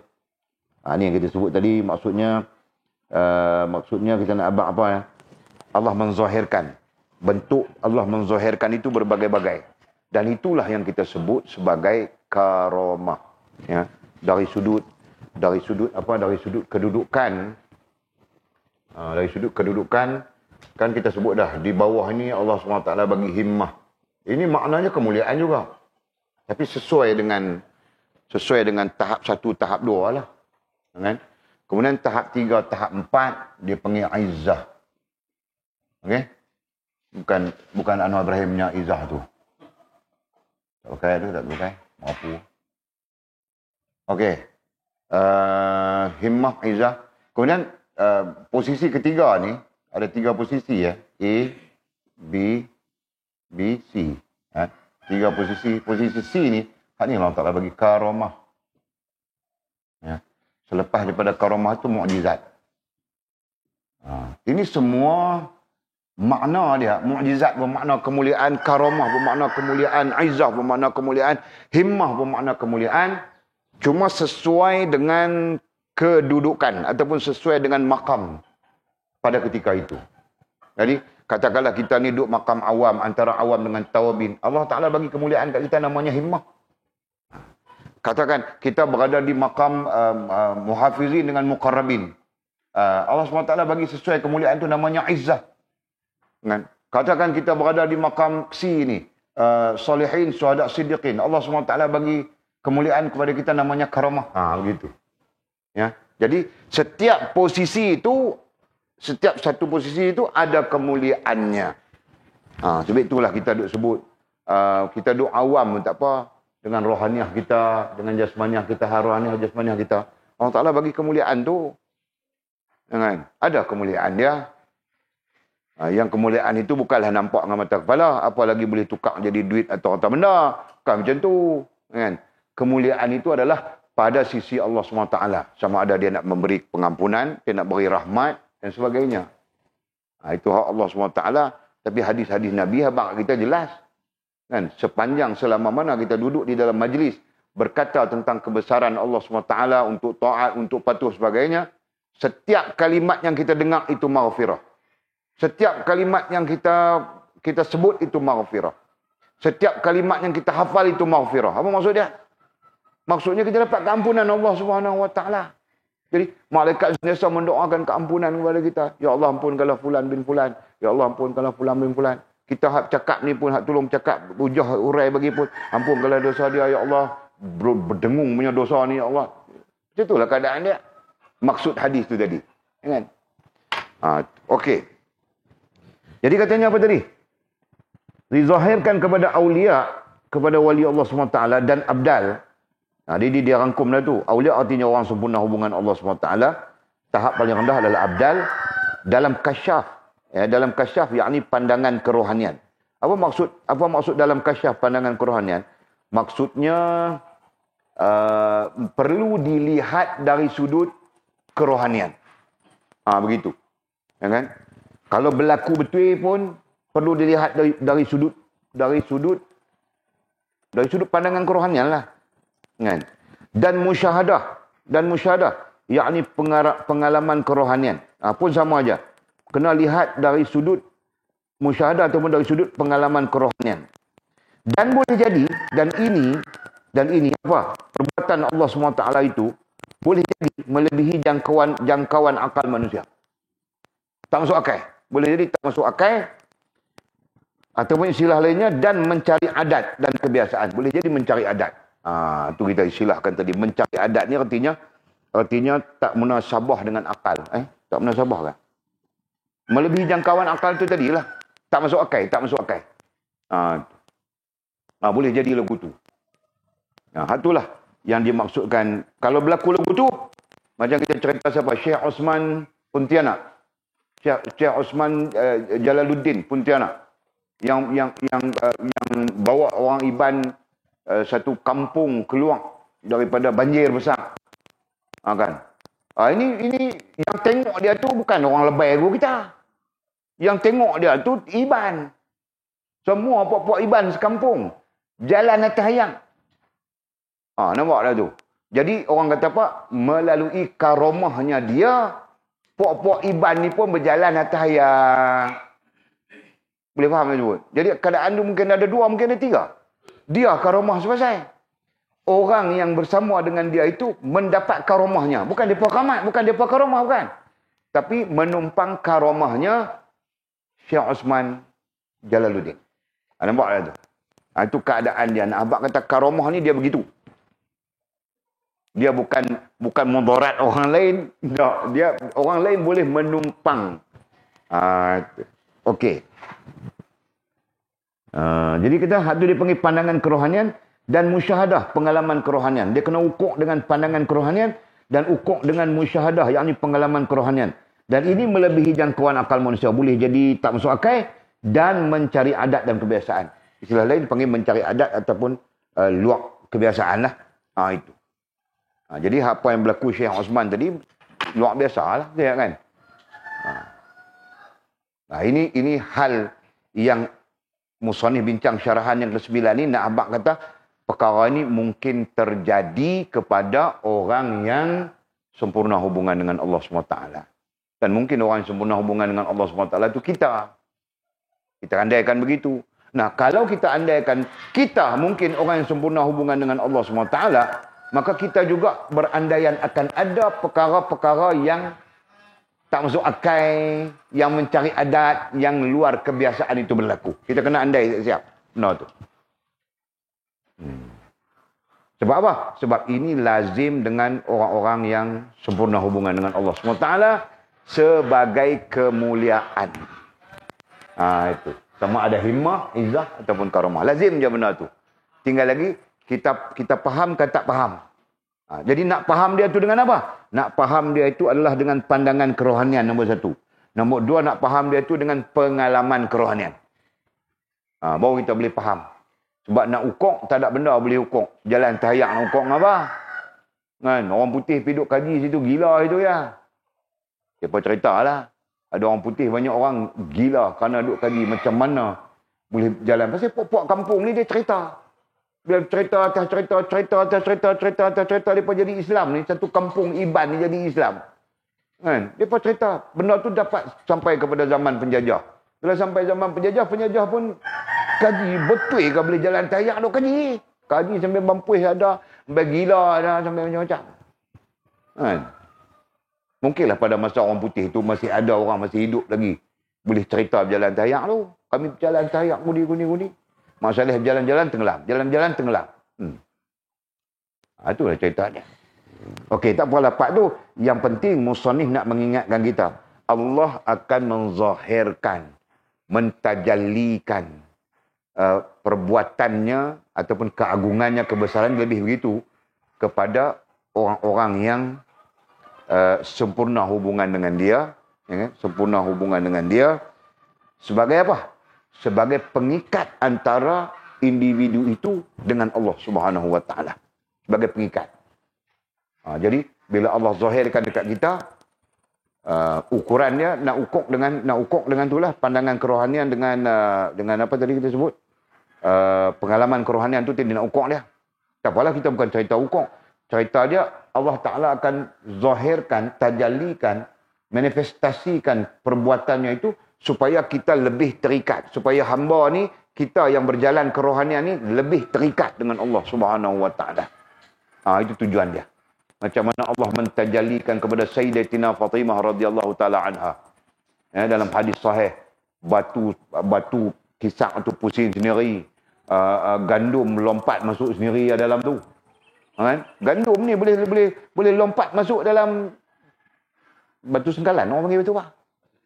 Batu kisah lah kan. Dulu dia pun musim-musim tu kan. Kita pun tak tahu. Satu macam mana. Gandum boleh lompat masuk sendiri. Nak bikin apa? Kemudian batu tu pusing sendiri. Keluar tepung. Tinggal lagi Allah Ta'ala tunjuk takat tu ya. Allah Ta'ala boleh keluar tepung. Sekali tepung tu ulih sendiri dia. Lepas tepung ulih sendiri dia. Jadi doh. Lepas doh bakar. Lepas tu keluar roti. Kan? Allah Ta'ala boleh tunjuk pada hak tu, tapi Allah Ta'ala tunjuk takat doh tak diri, takat tepung ya. Takat mesti keluar tepung ya. Boleh faham tak? Allah Ta'ala tunjuk kat Sayyidatina Fatimah radhiyallahu anha. Baca hadis tu, sahih. Kan? Jadi itu menambah kuatnya hubungan Sayyidatina Fatimah radhiyallahu taala anha dengan Allah Subhanahu Wa Taala. Macam itulah. Allah Ta'ala akan tunjuk dekat siapa pun yang sempurna hubungan dengannya, manifestasi, tajalli kita sebutkan tadi, kebesarannya, keagungannya, supaya bertambah kuat ikatan kita tu dengan Allah SWT. Jadi musannif khitabkan kita takat tu. InsyaAllah kita akan sambung. Penzahiran atau manifestasi ini ada dua jenis. Jangan sambung. Dan kata musannif, wallahu a'lam.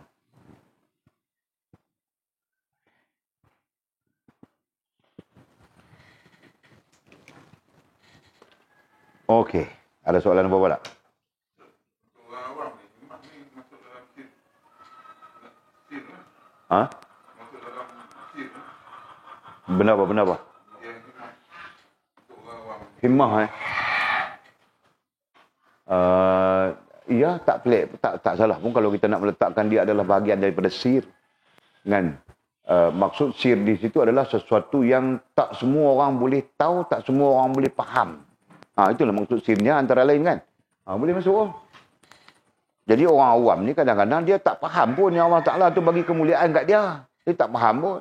Dia berasa macam benda ni biasa-biasa ya. Padahal Allah bagi kemuliaan. Itu contoh lah kan. Kita dalam konteks kerohanian ni, kita nak menanggap benda tu, perkara tu sebagai satu kemuliaan. Kalaulah kemuliaan itu boleh diubah dengan makna seketul emas, macam mana orang menjaga seketul emas? Ya kan? Macam itulah. Kalau kemuliaan itu kita boleh faham, kemuliaan itu lebih bernilai daripada seketul emas, kita akan jaga kemuliaan tu. Tapi kalau orang awam ni dia tak faham. Bila dia tak faham, mulia ke, tak mulia ke, apa ke, dia akan peduli pun. Dia tak kan? Mudah-mudahan Allah Ta'ala bagi kita jadi orang peduli lah. Kan? Sebab kerohanian ini adalah satu hal yang unik. Satu hal yang kita kena tempuh, kita kena rasa, kemudian baru kita tahu nilai dia. Kalau kita tak tempuh, tak rasa, kita tak tahu nak menilai. Kita anggap biasa-biasa. Biasa. Dah. Dia tak biasa. Kan? Dia lain. Tambah lagi tak belajar. Tak tahu apa. Orang tak belajar kerohanian ni, dia kalau dia orang awam biasa-biasa ni, kita kata, dia tetap kata filem Nustan tu lebih syok daripada hal kerohanian ni. Kan? Tengok filem Nustan teriak dia. Tambah heroin kena kidnap. Kan? Kena kidnap, lari kat atas kereta api, berguling-guling. Cemas nak jatuh kereta api. Dia teriak tu. Tapi kalau tanya balik hang doa minta ampun Allah Ta'ala teriak. Tak pasal. Tu nak abang kata perbezaan tu. Wallahualam. Mudah-mudahan Allah Ta'ala pimpin kita, bimbing kita. Dengan barakah Nabi kita Muhammad SAW. Dengan barakah mursyid kita. Dan kita tak buruk adab lah. Dengan para mursyid kita ni. Mudah-mudahan insyaAllah. Amin ya rabbal alamin. Ada soalan telah? Habis lah. Ya. Orang tua kan, dia macam tahu ada orang nak mati. Dia akan cakap, kena beli kain batik, kena beli tikar. Masa je ada orang nak mati. Tua lah kan? Gimana tu? Tak apa Dia boleh rasa. Tak boleh. Benda tu tak boleh. Rasa bagi orang-orang kerohanian ini, dia akan jadi satu hal biasa. Dia akan jadi satu hal biasa. Kalau tak salah, orang-orang tua-tua, orang dulu-dulu lah. Orang lah tak ada lah. Orang dulu-dulu, dia ada amalan kerohanian dia. Dia ada amalan kerohanian dia. Kalau orang tu ada amalan kerohanian dia, sedikit sebanyak dia akan terkesan dengan amalan kerohanian itu. Itu yang Kak kata tadi tu, dia macam tahu, dia macam boleh rasa. Benarnya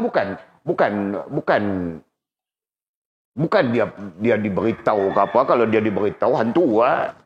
Jin ke kan. Ini bukan cerita dia diberitahu. Tetapi sisi lain, sisi yang benarnya, dia ada sense sebagai kemuliaan yang diberikan oleh Allah Subhanahu Wa Taala sesuai dengan posisinya dan sesuai dengan apa yang diamalkan. Saya pernah tanya 2-3 orang benda ni. Benda yang sama dia sebut. Saya dulu Tok Wu bagi suruh zikir ni. Kan Tok Wu suruh zikir ni. Tok Wu sebab suruh zikir ni. Jadi kita pun kaji-kaji, sembang, kita dapati barangkali barakah zikir itu. Kan? Barakah zikir itu Allah SWT mengizinkan kepada mereka satu rasa yang macam kita sebutkan tadi sebagai contoh dia. InsyaAllah, tabarakallah. Tak tahulah kan. Kita pun takut kan nak bahasa-bahasa ni. Tapi ada doa yang memang kita pun kutip daripada syekh kita kutip daripada guru kita. Kalau kita nak merasakan macam tu, ada doa dia.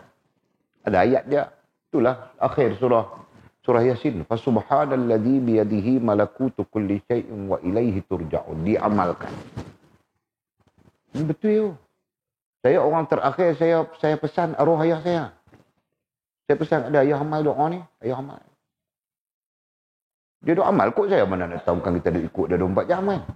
Dia amal kot. Dia habaq kat saya tu. Dia kata, ayah nak balik, lepas sak ayah nak balik lah. Kan? Dia kata, pasang sak ni, tirai-tirai ni. Saya pun pasanglah tirai. Dia kata, ayah malu. Dia orang tengok ayah terkejong itu. Saya pasanglah tirai blok tu kan. Rumah dua lapis atas. Duduk bawah tu. Jadi terbuka orang tu, blok. Lepas tu dah saya pasang-pasang tirai, dia jekah saya. Dia kata, pergi mengajak kat ni. Jangan tak pergi mengajak. Dia ingat kat saya. Saya pun malam tu pergi mengajak. Mengajak di tikam batu. Hati duduk tak sedap lah. Tapi tak apalah cerita dia. Malam tu dia meninggal, bukan malam. Lepas maghrib kot. Lepas maghrib kot. Maknanya dia habaq petang, dia kata dia nak meninggal petang. Mungkin petang dalam bahasa kerohanian itu. Sampai ke maghrib. Kita yang kata malamnya kan. Itu lah. Dia salah seorang yang beramal dengan Fasubhanalladzi biyadihi malakutu kulli syai'in wa ilaihi turja'un.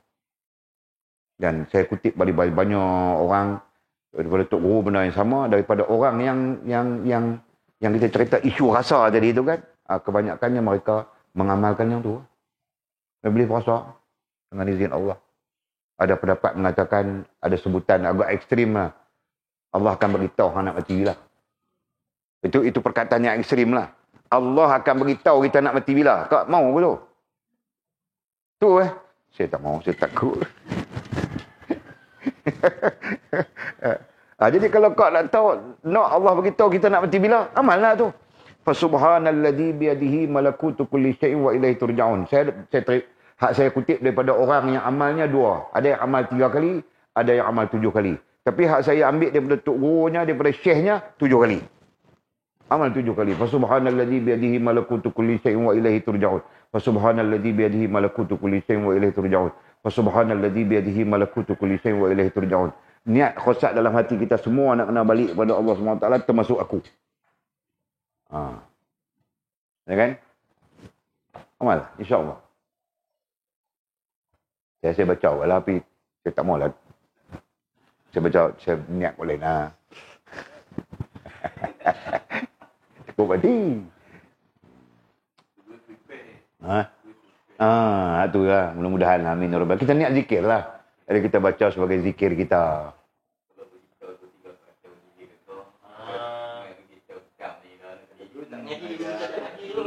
Dah sungguh pun. Itu saya takut tu. Saya terjengkak tadi tu. Kata kita main rasa petang ni nak mati. Habis jam. Wallahu a'lam. Bismillahirrahmanirrahim. Alhamdulillah wassalatu wassalamu ala Rasulillah. Allahumma iftah lana futuhal 'arifin warzuqna fahman nabiyyin waj'alna min 'ibadikas salihin. Allahumma hdina as-siratal mustaqim. Siratal ladzina an'ama Allah minan nabiyyin was-siddiqin wasyuhada'i was-salihin. Allahumma rabbana iftah bainana wa bain qaumina bil haqq wa anta khairul fatihin. Allahumma a'inna 'ala dzikrika wa syukrika wa husna 'ibadatik. Allahumma faqihna fid din wa 'allimna at-ta'wil. Allahumma faqihna fid din wa 'allimna at-ta'wil. Allahumma faqihna fid din wa 'allimna at-ta'wil. Wa sallallahu ala sayyidina Muhammadin wa ala alihi wa sahbihi wa baraka wa sallam. Alhamdulillahirabbil alamin.